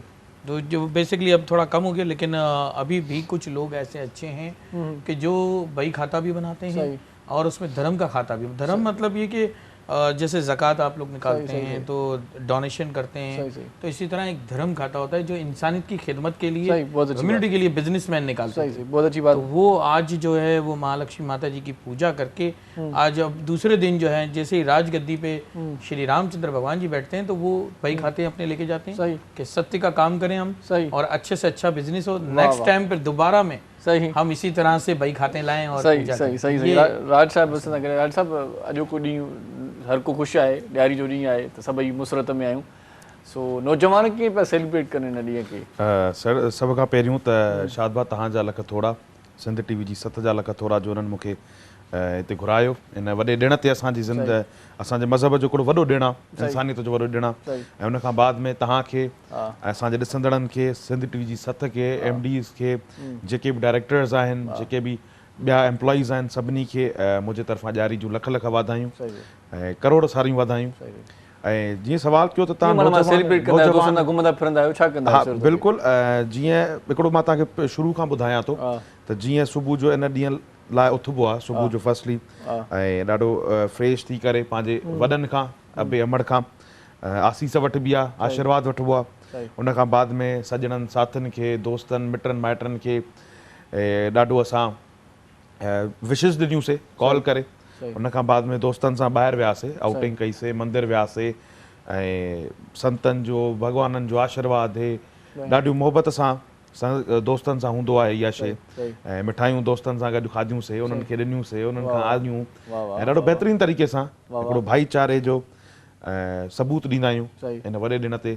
छो जो दीपावली हिकिड़ो नालो ई अहिड़ो आहे जो ॾुखनि जी ऊंधाईअ में इहा रोशनी आहे ऐं जेका ज़िंदगी में ॾाढियूं जाम सारियूं ख़ुशियूं खणी ईंदी आहे। सही। वाह, ॾाढो सुठो साईं। हाणे पाण साईं कम जी ॻाल्हि ॿी बि कयूं राजेश साहिबु। सो हीअं त जीअं साईं बि चयो त सफ़ाई सुथराई थींदी आहे, चरागां थींदो आहे, तव्हां ॿुधायो ॻोठनि में लेपा शेपा बि थींदा आहिनि, इहो त पंहिंजी मदद पाण त, पर मुख़्तलिफ़ शहरनि में हिंदू कम्युनिटी सां हुकूमती सहकार केतिरो हूंदो आहे, एडमिनिस्ट्रेशन जे हवाले सां थोरो ॻाल्हायूं त उहे पाण बि इन ॾींहं खे ख़ासि नज़र में रखी करे कि सफ़ाइयूं सुथरायूं कराईंदा आहिनि या सिर्फ़ु पाण मुरादो पाण ई करिणो थो पए सभु कुझु? ॾाढो बहितरीनु तव्हां क्वेश्चन कयो आहे। बिल्कुलु ज़रूरत आहे तमामु घणी ज़रूरत आहे इन शइ खे जेको आहे गवर्नमेंट लेवल ते ओनरशिप वठण जी। सही सही जीअं तव्हां ॾिसंदा हूंदव ईद उल फितर अचे थी या ॿियूं जेके बि असांजूं ईदूं अचनि थियूं ॾिण अचनि था उन में जेको आहे गवर्नमेंट तरफ़ां ऐलान कयो वेंदो आहे त हिन 3 ॾींहंनि में असां लाइट जी लोड शेडिंग न कंदासीं। मगर बदकिस्मती सां असां वटि अञा उहा लोड शेडिंग थिए थी जेका ॾींहुं असांजो आहे ई रोशनियुनि जो ॾींहुं साल में अचनि ई असांखे 3 ॾींहं जेका हिंदू बिरादरी में रोशनी जा त्योहार जेके सॾूं था उन ॾींहुं बि जेको आहे राति बि जेको आहे लोड शेडिंग थी आहे। हाणे उहो ॿुधायो जंहिंजे घरनि में वीचारनि जे लाइटूं न आहिनि, ॻोठनि में जिथे लाइट्स जो अवेलेबिलिटी न आहिनि या जिथे जनरेटर या सोलर न आहिनि उहे माण्हू वीचारा केॾांहुं वञनि। सो उते अञा ताईं अहिड़ो को बि नोटिफिकेशन गवर्नमेंट तरफ़ां न निकितो आहे। ऐं अपील कंदसि असांजी नेशनल गवर्नमेंट खे त महिरबानी करे हेस्को तरफ़ां इहो हिकिड़ो नोटिफिकेशन कढाए हिंदू बिरादरी खे तव्हां इहो ओनरशिप ॾियारियो त असां तव्हां सां गॾु आहियूं ऐं असां तव्हांजी ख़ुशियुनि में गॾु आहियूं। मतिलबु इहो वरी इन कॉन्सेप्ट खे ईअं पाण खणो हुकूमत इहो सोचियो हुजे त लाइट जेकॾहिं हूंदी त पोइ ॾींहंनि जी रोशनी कान नज़र ईंदी। लाइट जो ॾींहंनि जो क़दुरु सिर्फ़ु शहर वारनि खे आहे मगर आऊं बिलोंग कयां थो ॻोठनि मां उते लाइट जो कॉन्सेप्ट ई न आहे। उते जॾहिं माना हिते त तव्हां वटि जनरेटर आहिनि सोलर आहिनि पर हुते माण्हू वटि न आहिनि। जॾहिं ॾीआ ॿारियूं था असां त मगर जॾहिं ऊंदाही हुजे थी त उन्हनि जी ख़ुशी कहिड़ी हूंदी, उन्हनि जी ईद कहिड़ी हूंदी। उन खां अलावा ॿियो जेको आहे तव्हां ॾिसंदा त जॾहिं डिस्ट्रिक्ट एडमिनिस्ट्रेशन तरफ़ां भाई जेके हिंदू बिरादरी जा पाड़ा आहिनि या जेके मंदर आहिनि जेके गुरुद्वारा आहिनि जेके मड़ियूं आहिनि उते सफ़ाई जा इंतज़ाम कया वञनि। उते 3 ॾींहं जेको आहे स्पेशल ड्यूटी लॻाई वञे त भाई हीअ जेके माण्हू सफ़ाई बि कंदा छो त इहे हिकु नंढा नंढा स्टेप आहिनि जेके कंहिं बिरादरी खे अहसासु ॾियारींदा आहिनि पंहिंजाइप जो, कंहिं बिरादरी खे अहसासु ॾियारींदा आहिनि ओनरशिप जो। जीअं पूरी दुनिया में तव्हां ॾिसो जॾहिं बदकिस्मती तव्हां पाकिस्तान में अहिड़ो कुझु कोन थींदो आहे मगर दुनिया में तव्हां वञो जॾहिं बि रोज़ा ईंदा आहिनि पूरी दुनिया जे मार्ट्स में जेको आहे तव्हांखे 3% 25% सिर्फ़ु ऑफर ॾिनी वेंदी आहे सिर्फ़ु हिंदू क्रिश्चन लाइ न हिंदू लाइ न सॼी दुनिया लाइ। त माण्हुनि खे अहसासु ॾियारींदा आहिनि असांजे मुस्लमान भाइरनि खे त बाबा तव्हांजी ख़ुशी जे ॾिणनि में असां तव्हां सां गॾु बीठा आहियूं।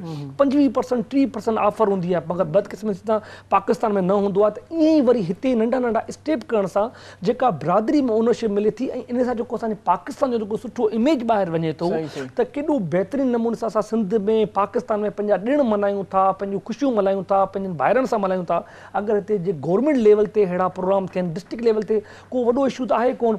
डिस्ट्रिक्ट जा कुझु 8-10 हिंदू बिरादरी जा माण्हू अची विया DCs SP अची विया हुननि हिकिड़ो केक कटियो ॾीओ ॿारियो त केॾो सुठो मैसेज पूरी दुनिया खे वञे थो।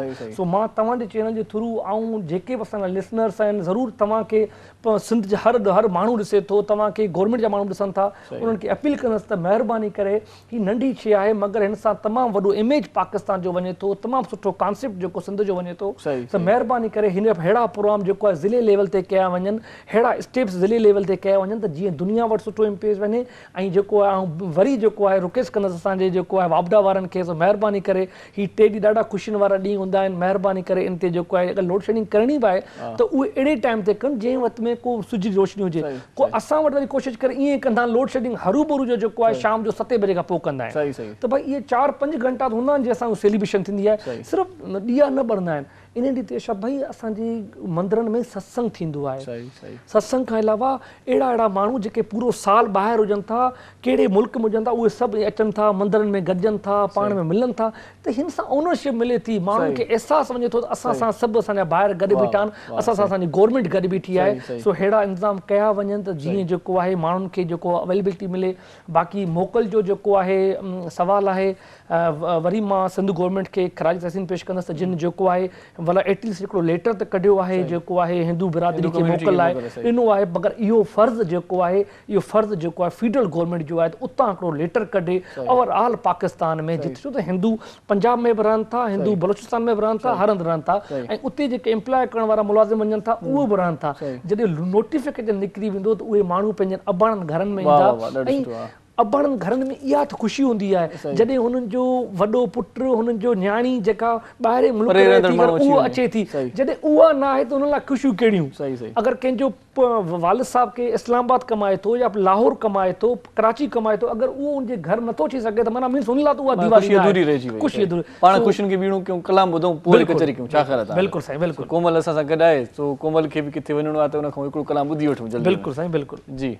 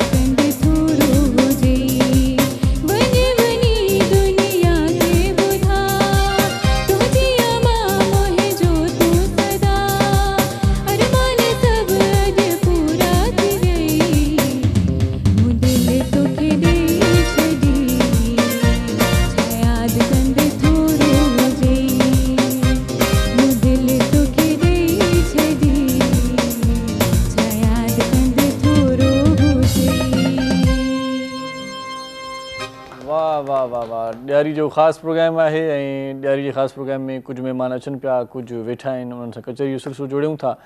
कोमल खे इजाज़त ॾियूं था। कोमल तव्हांखे मोकिलनीसीं, छा यादि कंदो तव्हां ते थोरो हुजे? हा सो इन खां पोइ वरी ॿियो को फ़नकार असांखे जॉइन कंदो। सो ॾियारीअ जूं समूरनि दोस्तनि खे, हिंदू भाइरनि खे ख़ासि तौर ते लख लख वाधायूं हुजनि। नंढड़ी साई वठां थो, मोटी अचां थो, पोइ कचहरी कयूं था। ॾिसंदा रहिजो सलाम सिंध। मुझे सिंध के सलाम सलाम सिंध, मुझे सिंध के सलाम सलाम सिंध।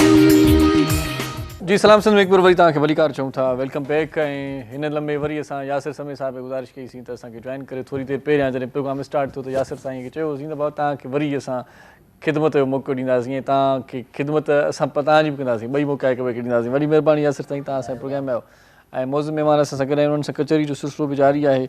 महाराज रामनाथ साहिब असां सां गॾु आहे ऐं राजेश कुमार हरदासानी साहिब गॾु आहे, जतन असां सां गॾु आहे ऐं राज साहिब असां सां गॾु आहे। शॉर्टकट में नाला वठंदो छो तो टाइम सफ़ा थोड़ा सो मुझे ये बताएं सर, ये ख़ासतौर पे दिवाली से जुड़ी और कहानियाँ भी बहुत सारी मशहूर हैं, जिस तरह से कहते हैं कि राजा कसूर नामी, इस हवाले से थोड़ा सा बता दें।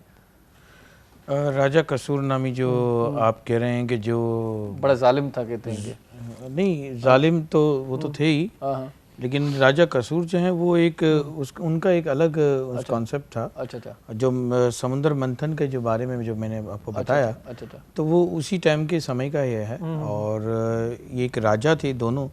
अब एक ये दानव और एक राक्षस, जो जैसे हम कहते हैं दानव को राक्षस कहते हैं, सही सही, और मानव कहते हैं इंसान की जो लोग होते हैं, हम लोग जैसे सब हैं, उसी के अंदर देवता भी आ जाते हैं। तो दानव और मानवों का झगड़ा था एक बहुत बड़ा। अच्छा अच्छा। तो उस झगड़े के अंदर जो है वो कहते थे कि हम ताकतवर हैं, वो दूसरे कहते थे कि हम देवी देवता जो हैं वो ताकतवर हैं। तो उस हिसाब से जो है फिर इसी वजह से जो है दानव और मानवों के हवाले से जो है एक समुद्र मंथन जो किया गया था, वो इसी वजह से किया गया था। तो एक तरफ पे जो है वो दानव खड़े थे और एक तरफ पे मानव खड़े हुए थे। अच्छा अच्छा। तो वो समुद्र मंथन कर रहे थे, तो उसी में बहुत सारी ताकतें निकल रही थी। अच्छा अच्छा। तो कुछ ताकतें जो हैं वो शैतान राक्षस जिसे कहते हैं उनके पास आ रही थी, कुछ देवी देवताओं के पास आ रही थी। सही सही सही। उसमें एक जल था, अमर जल। अच्छा। उस अमर जल को जो है पीने के लिए हर कोई जो है वो था कि हम जिंदा रहेंगे और उसके बाद कभी मरेंगे नहीं। अच्छा, जब कलयुग भी आ जाएगा तब भी हम अमर ही रहेंगे। सही सही सही। और ये दुनिया फना नहीं होगी जब तक वो रहेंगे। तो वो उस हवाले से वो उस खीर को पीना चाहते थे, जल को पीना चाहते थे। तो उसी में जो है राक्षस आते थे, राहु और केतु। अच्छा अच्छा।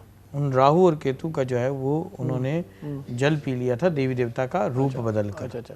तो कश्यप जो है वो उन्होंने जो उनको बातें बताई, तो उन्होंने जो है वो उस जल को पिया, जिस पे भगवान विष्णु जी ने उनको अपना एक चक्र होता है उनका, वो चक्र से उनका दोनों का खात्मा किया था। और खात्मा करके जो है, लेकिन वो अमर तो थे ही, तो मर नहीं सकते थे। तो उनको जो है एक ग्रह गर्दिश जिसे कहते हैं, राहु और केतु बनाकर गर्दिशें बनाकर भेज दी गई। किसी के ऊपर भी अगर ग्रह गर्दिश आती है, अच्छा, तो वो राहु और केतु जी किसी के भी सर पे आ सकते हैं और उनको गलत काम करा सकते हैं। तो इसी के लिए ही जैसे कि नवग्रह हमारे यहाँ कहते हैं, शनिदेव है, और राहु केतु हैं, बुध है, सोमवार है, सूर्य है। तो इसी तरह जो है गुरु बृहस्पति जी महाराज है। तो ये नवग्रह आ गए। ये नवग्रह जिंदगी में जो है आपकी दुख तकलीफें परेशानियां ये सब चीज़ें आती हैं। अच्छा। शनि ग्रह जिस पे आ जाता है तो उसके अंदर जो है जो लोग गलत काम करते हैं, जैसे कि धर्म के खिलाफ गलत कर रहे होते हैं या इंसानियत के खिलाफ गलत कर रहे होते हैं, तो वो उनको दंड देते हैं। तो इंसाफ के जो हैं वो शनिदेव हैं। तो उनसे सबसे बचने के लिए श्री महावीर हनुमान जी हैं।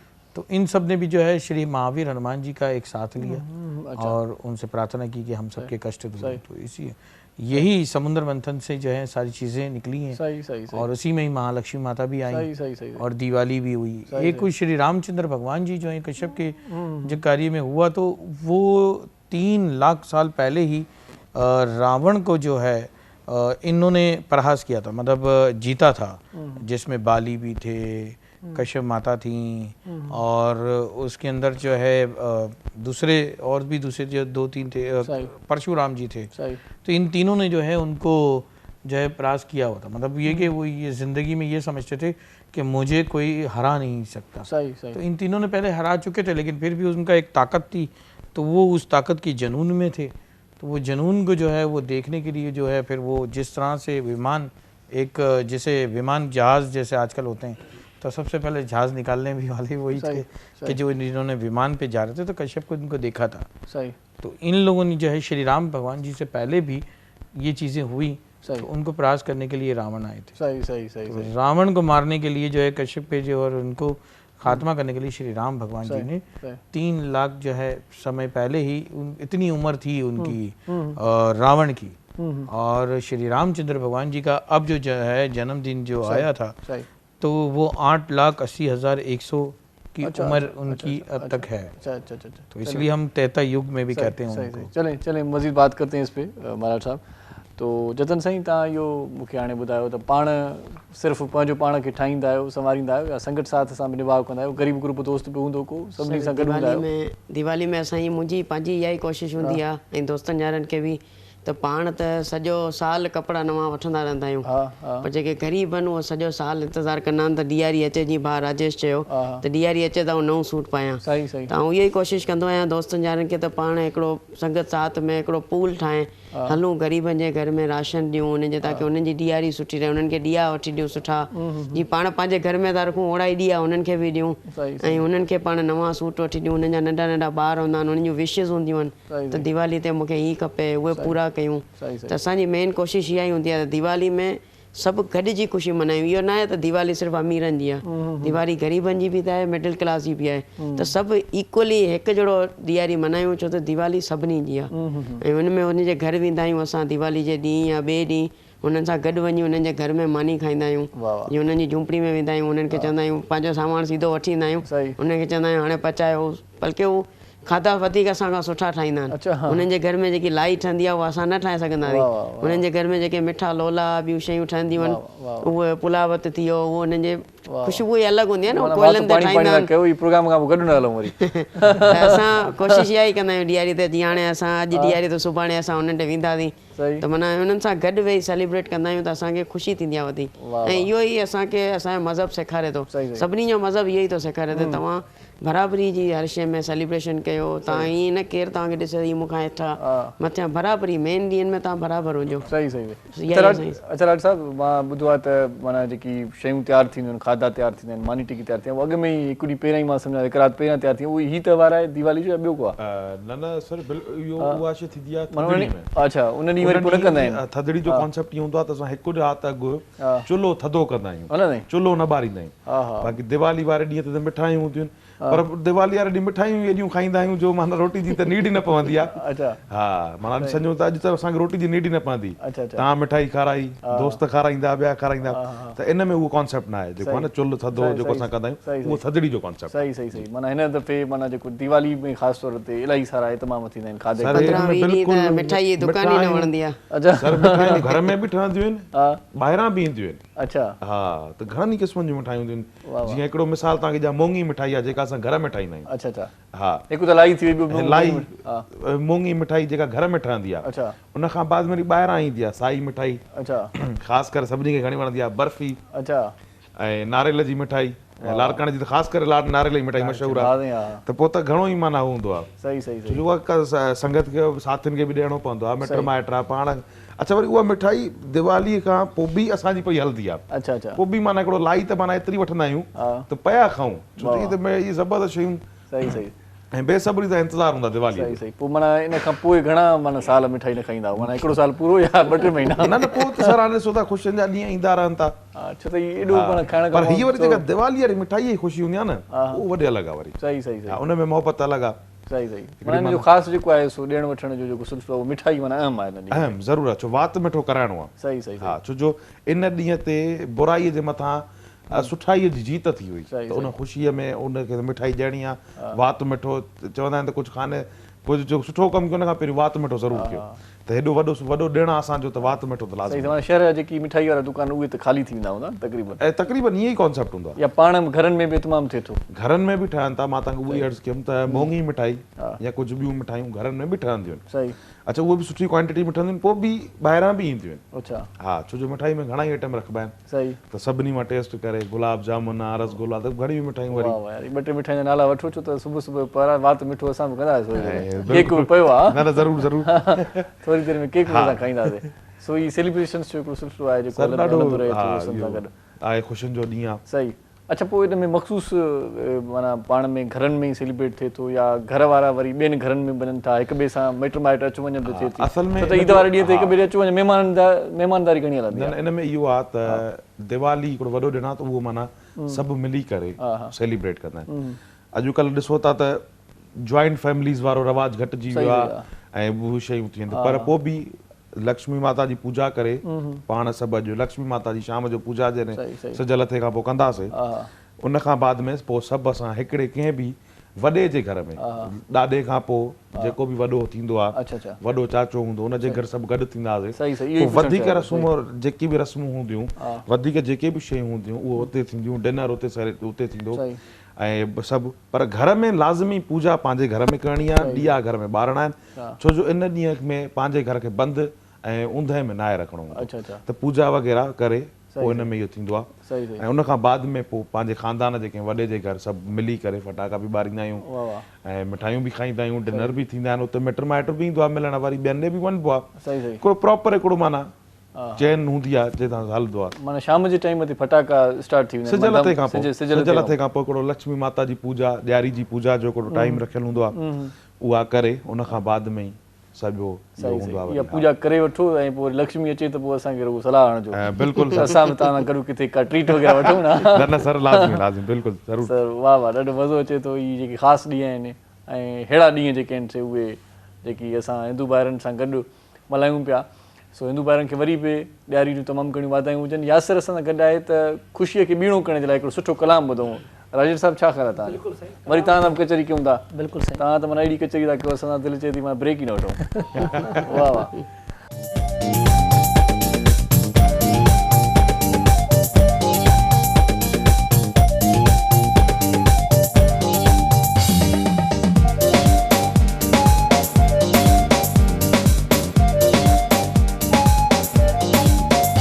मुझे अंगड़ ते आ सुहुड़ा तोले नेड़ बिछाया मां मुझे अंगड़ ते आ सुहुड़ा तोले नेड़ बिछाया मां बई बाहु सिरा दियूं ॾेई बई बाहु सिरा दियूं ॾेई तोखे निंडड़ी कराया मां मुझे अंगड़ ते आ सुहुड़ा ओ तोले नेड़ बिछाया मां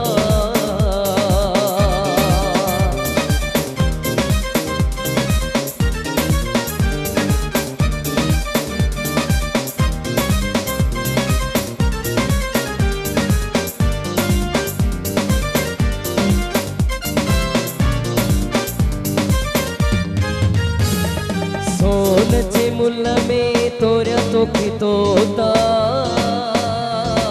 ज़ेवर घोरिया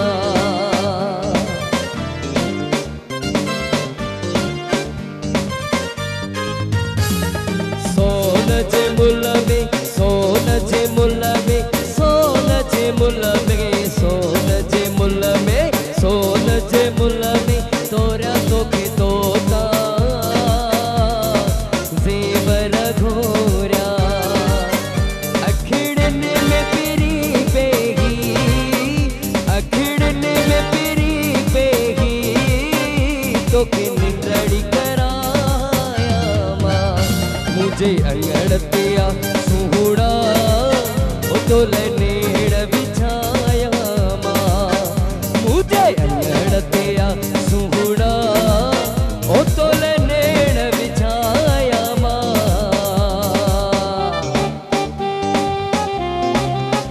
सबे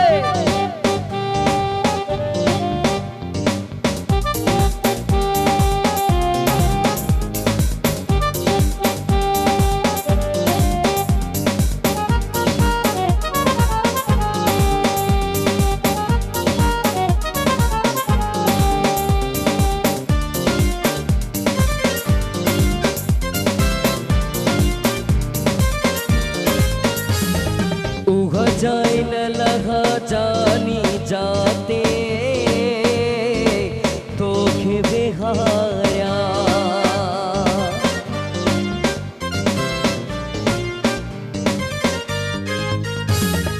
उह जाए न लगा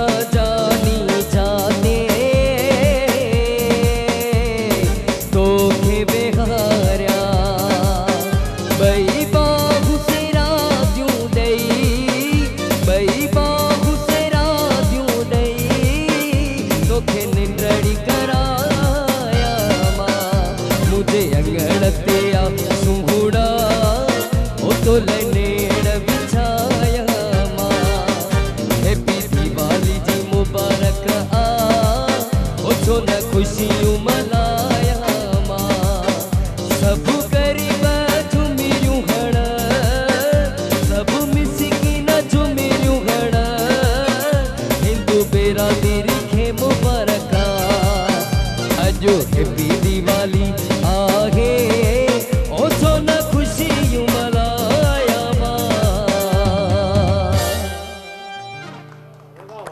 वाह साईं वाह, वाह साईं वाह, वाह वाह, मज़ो अची वियो साईं, ख़ुशियूं ॿीड़ियूं कयव ॾियारी जूं लख लख वाधायूं सभिनी हिंदू भाइरनि खे।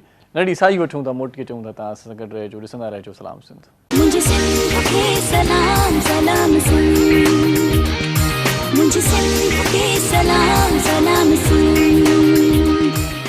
सलाम सिंध में हिकु बार वरी तव्हांखे भलीकार चऊं था। ॾियारी जूं सभिनी हिंदू भाइरनि खे तमामु घणियूं वाधायूं हुजनि। असां पारां जेका असांजे वस जी ॻाल्हि आहे, प्रोग्राम ॾाढो सुठो सेलिब्रेट कयूं पिया ऐं असां सां गॾु जेके मौज़ महिमान उहे बि ॾियारीअ जी ख़ासि अहमियत ते ॻाल्हाइनि पिया। ॾियारी जे ॾींहं ते छा थींदो आहे, छा कयो वेंदो आहे ऐं उहो सॼो जेको बि आहे मामिलो मूंखे बि तमामु घणी ॼाण मिली आहे। जेके असांजा वरी मुस्लमान भाइर आहिनि उन्हनि खे बि इन बारे में ॼाण मिली हूंदी त हीउ ॾींहुं छो मल्हायो वेंदो आहे। मुख़्तलिफ़ मज़हबनि जी ॼाण हुजणु घुरिजे असांखे, किथे जेकॾहिं पाण विहूं था त टॉकिंग पावर में इज़ाफ़ो थींदो आहे। सो आख़िरी ब्रेक आहे, सो आख़िरी ब्रेक में आउं चाहियां थो त अॼोके ॾींहं जी ख़ासि अहमियत ते त पाण ॻाल्हायोसीं, रोशनी विधीसीं। महाराज साहब, आज के दिन के हवाले से पैगाम जो आप देना चाहें तो वो भी दे सकते हैं। जी, बहुत अच्छा आपने ये मैसेज का भी एक पैगाम के लिए भी रखा। इस रामायण में जो श्रीमद् भागवत गीता जिस तरह से है हमारी, इसी तरह श्री रामायण है। गुरु श्री वाल्मीकि स्वामी जी ने ये श्री राम भगवान जी से आने से भी पहले रामायण लिखी। सही सही। तो हमें सबसे पहले तो गुरु जी जिन्होंने ये लिखा, गुरु वाल्मीकि स्वामी जी ने, उनका तो आप बहुत ही ज़्यादा आदरमान हैं। लेकिन रामायण में जो अगर आप देखेंगे तो जिस तरह से पहले भी इन सब ने भी, बच्चों ने भी बताया, तो मैं यही मैसेज दूंगा सभी को कि हिंदू, मुस्लिम, सिख, ईसाई, चाहे कोई भी हो, पहले तो सबसे पहले हम में इंसानियत होनी चाहिए, ह्यूमैनिटी होनी चाहिए, जो कि हमारे श्री रामचंद्र भगवान जी ने सनातन धर्म में ह्यूमैनिटी दिखाई है। हम जो है सबसे पहले तो हम पौधों की भी, तुलसी माता जिसको हम मानते हैं, पीपल देवता, नीम, इसी तरह जो है हम जानवरों का भी करते हैं, इसी तरह हम जो है इंसानियत की भी खिदमत कर रहे होते हैं। तो यही दर्ज जो है वो रामायण में दिया हुआ है। सही सही। तो हम सबको मिलकर एक साथ रहना चाहिए। एक भाई को भाई के साथ किस तरह से रहना है, एक बहन को बहन के साथ किस तरह से रहना है, एक माँ को अपनी बेटी को किस तरह से लेके चलना है, सास को किस तरह से अपनी बेटी बहू को लेके चलना है, बहू को किस तरह से सास की खिदमत को देखना है, एक बेटे को अपने पिता से, बाप से किस तरह से बात करनी है। तो ये सब चीज़ें उसमें दिखाया। फिर उसके बाद जो है, जो उसके आसपास के जो लोग होते हैं, जो इसके इर्द गिर्द में रहने वाले लोग होते हैं, उनको किस तरह से रहना है, उनके साथ किस तरह से मिलजुल के रहना चाहिए, किस तरह से उनकी खिदमत करनी चाहिए, पहले उनको भी देखना चाहिए, फिर बाद में दूसरी जगहों पर किसी के यहाँ देखे, लेकिन सबसे पहले बराबर वाले को देखना ज़रूरी है, पड़ोसी को देखना ज़रूरी है। ये सारी चीज़ें का पैगाम एक दिवाली जो है वो एक इंसानियत के हवाले से भी है और धर्म के हवाले से तो है ही है, पर हम सबको मिलाने वाला भी दिन है। सही सही। तो ये इंसानियत का दिन है। मैं सबसे समझता हूँ कि आपके तवज्जुह से कि जितने भी हमें देख रहे हैं दिवाली के दिन में, तो उन सबको एक तो दिवाली की बधाई हो और हम सबको भी एक नेक नीयत दिए दे कि हम सब जो हैं रामायण की जो ये हमारी गीता है उस पर अमल दरामद कर सकें और उस पर चल सकें। सही सही। अदा जितने तव्हां बि कुझु चवणु चाहींदो? असां इहो ई चवणु चाहींदासीं पहिरीं त सभिनी खे ॾियारी जूं लख लख वाधायूं, जेके बि तव्हांजे चैनल सां ॾिसनि पिया। जो के ॾींहुं हिकिड़ो वॾो ॾींहुं आहे। उन खां अलावा इंसानियत की खिदमत कयो, जीअं महाराज स्वामी चयो कि मज़हब से ज़्यादा इंसानियत है। तो इस खुशी के मौके पे आप गरीबों के साथ बैठें, उनके साथ टाइम स्पेंड करें, एक इंसानियत के लिए टाइम स्पेंड करें। यही मैसेज है कि इंसानियत के लिए काम करो और खुश रहो, खुश रहने दो। वाह वाह वाह वाह साईं।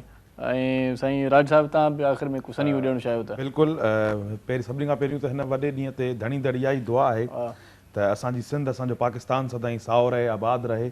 उन खां बाद सरहदी वारे हिंदू बिरादरी खे मुंहिंजी इहा ई अपील आहे त पंहिंजे शहर में, पंहिंजे पाड़े में ज़रूरु ॾिसजो त अॼु शाम जो कंहिं ईअं न थिए त कोई ॾीए जी रोशनी खां रहिजी वञे। ऐं इहो ई नौजवाननि खे पैगाम आहे त तव्हां बि हिमत कयो, तव्हां ॿाहिरि निकिरो ऐं ॾिसो त केरु आहे जंहिं वजे घर में काई ज़रूरत जी शइ न आहे, काई आहे को मसइलो आहे को मसाइल हिन ॾींहं ते सही। त उनखे ज़रूरु पूरो कयो सही। ऐं हिकु दफ़ो ॿीहर तव्हां सभिनी खे ऐं ॾिसंदड़नि खे सभिनी आयल महिमाननि खे सिंध टीवी 7 खे मुंहिंजे तरफ़ां ॾियारी जूं लख लख सही वाधायूं। सही सही हाणे ताईं राजेश साहिबु तव्हांजो मैसेज बि असांजे लाइ कराइतो हूंदो आहे सो आख़िर में छा चवणु चाहींदो अॼोके ॾींहं खे सेलिब्रेट त कयोसीं पर ख़ासि को मैसेज ॾियणु चाहियो? बिल्कुलु अचो त गॾिजी करे ॾीओ ॿियारियूं प्यार जो, अचो त ॾीओ ॿारियूं अमन जो, अचो त ॾीओ ॿारियूं भाईचारे जो, अचो त ॾीओ ॿारियूं रिश्तनि जी मर्यादा जो, अचो त ॾीओ ॿारियूं पंहिंजे माउ पीउनि जी इज़त जो, अचो त ॾीओ ॿारियूं पंहिंजे भाइरनि जी इज़त जो, अचो त ॾीओ ॿारियूं पंहिंजी भेणनि जी रक्षाउनि जो।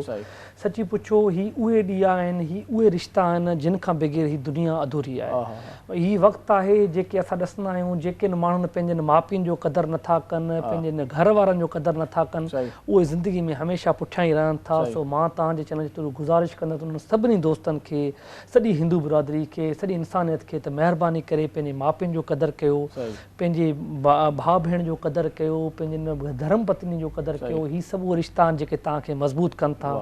ऐं तव्हां चैनल जे थ्रू उन्हनि सभिनी दोस्तनि खे बराए महिरबानी उहे दोस्त जेके कुझु न कुझु करे सघनि था, लाज़मी न आहे त तव्हां उन्हनि खे कपिड़ा गिफ्ट कयो, तव्हां उन्हनि खे राशन गिफ्ट कयो, तव्हां सिर्फ़ु उन्हनि लाइ ॾीओ खणी विया हो, तव्हां रुॻो पंहिंजो टाइम उन्हनि सां गॾु स्पेंड पास कयो, तव्हां उन्हनि वटि हिकिड़ी फुलझड़ी खणी विया हो त उन्हनि खे अहसासु थींदो त असां हिन दुनिया में अकेला न आहियूं, काइनात में ख़ुदा असां लाइ बि इंसान ख़ुशियूं मोकिलियूं आहिनि। सो हीउ वक़्तु आहे असांखे उन्हनि सभिनी ॾींहंनि खे ॿारनि जो जंहिंजी ज़रूरत आहे।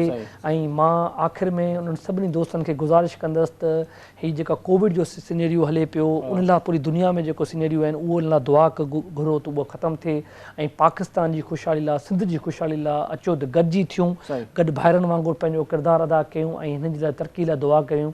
ऐं सिंध टीवी जी सॼी टीम जेका ख़िराज तहसीन पेश कयूं था, सॼी हिंदू बिरादरी तरफ़ां ख़िराज तहसीन पेश कयूं था, जिन हमेशह वांगुरु पंहिंजे पाण खे मञायो आहे मीडियाज़ में त जेनी महिल बि कंहिं क़ौम जो कंहिं बिरादरी जो ॾिणु ईंदो, को मसइलो ईंदो, सिंध टीवी हमेशह उनखे हाईलाइट बि कयो आहे, हमेशह उनजो साथ बि ॾिनो आहे। ऐं अॼु तव्हां सची पुछो हिंदू बिरादरी दिलि में तव्हां हिकु सम्झो ॾीओ ॿारे छॾियो आहे मोहबतनि जो, जेके कॾहिं कोन विसारे सघंदासीं। सभिनी खे जेको आहे पूरे लिसनरनि खे दुनिया में सभिनी खे दीवाली जूं, हिन ॾियारी जूं, हिन दीपवाली जूं लख लख वाधायूं। अचो त ख़ुशियूं वधायूं, ख़ुशियूं विरायूं ऐं पंहिंजे पाण में प्यार ऐं मोहबत कयूं। राज साहिबु तव्हां सभिनी जी वॾी महिरबानी जो तव्हां असांजे प्रोग्राम में आयो ऐं गॾो आख़िर में असां केक बि कटींदासीं। दिवाली जो केक कटणो घुरिजे, छुरी बची वई आहे। ऐं तव्हांजे हिन प्रोग्राम खे ॾिसी करे असांजा वरी पुराणा संगती लाड़काणे खां पोइ उहे चवंदा ॾियारी जी ख़ुशी में आख़िर में झुमर असां इहा ई असल मोहबत आहे, इहा ई मोहबत आहे। थोरी देरि में बिल्कुलु साईं, थोरी देरि में उन्हनि खे बि सॾियूं था। पर आउं चवां थो त जहिड़े तरीक़े सां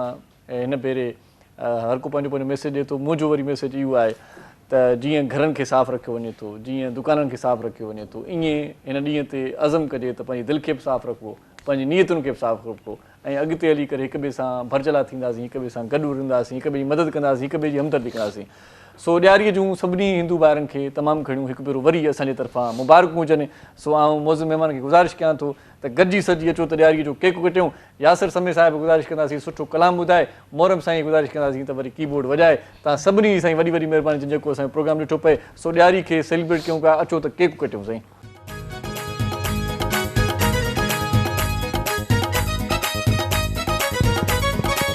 हेलो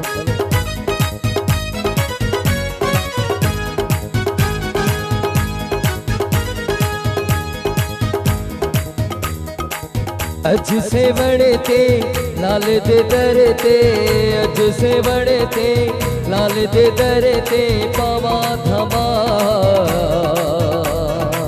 मस्त में होवा मलंगना, मस्त में होवा मलंगना। अज से वड़े ते लाल दे दर ते, अज से वड़े ते लाल दे दर ते पावा मस्ती में होवा मलंगना, मस्ती में होवा मलंगना।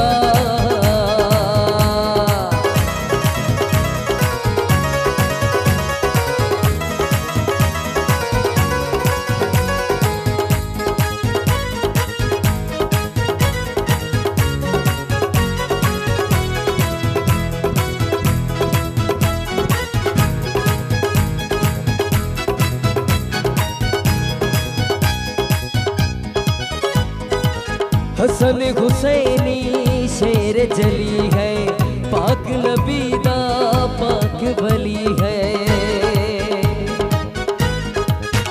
ओ हसन हुसैनी शेर जली है, पाक अली दा प्यारा वली है। झोलियां भर दे खाली न कर दे, बड़ा लजपा मस्त में होवा मलंगना, मस्त में होवा मलंगना।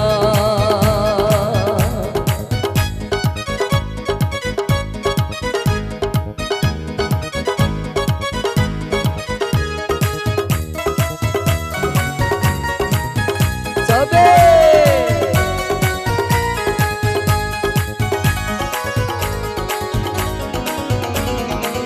धनराज साडी दिल एके दी, जाके सजावा लाल दी मेदी।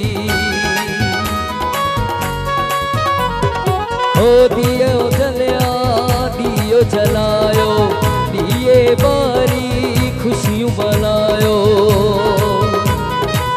दिवाली है जो दी हुआ आयो, दिवाली है जो दी हुआ आयो, झुमिरू पायो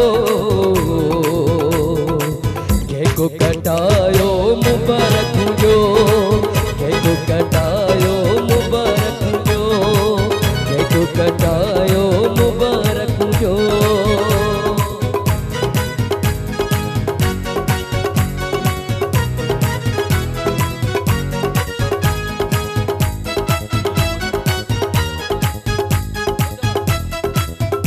मुझो खटी आयो खेर सा, मुझो खटी आयो खेर सा, अजु दिए जो दी हुआ सब झुमियूं पायो।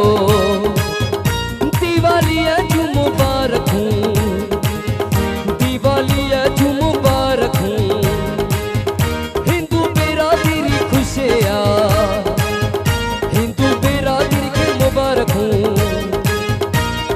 हो जमालो, हो जमालो, हो जमालो, मुझो खटी आयो खेर सा, जेके साओ लकड़ू हथ में, इहो सखर वारी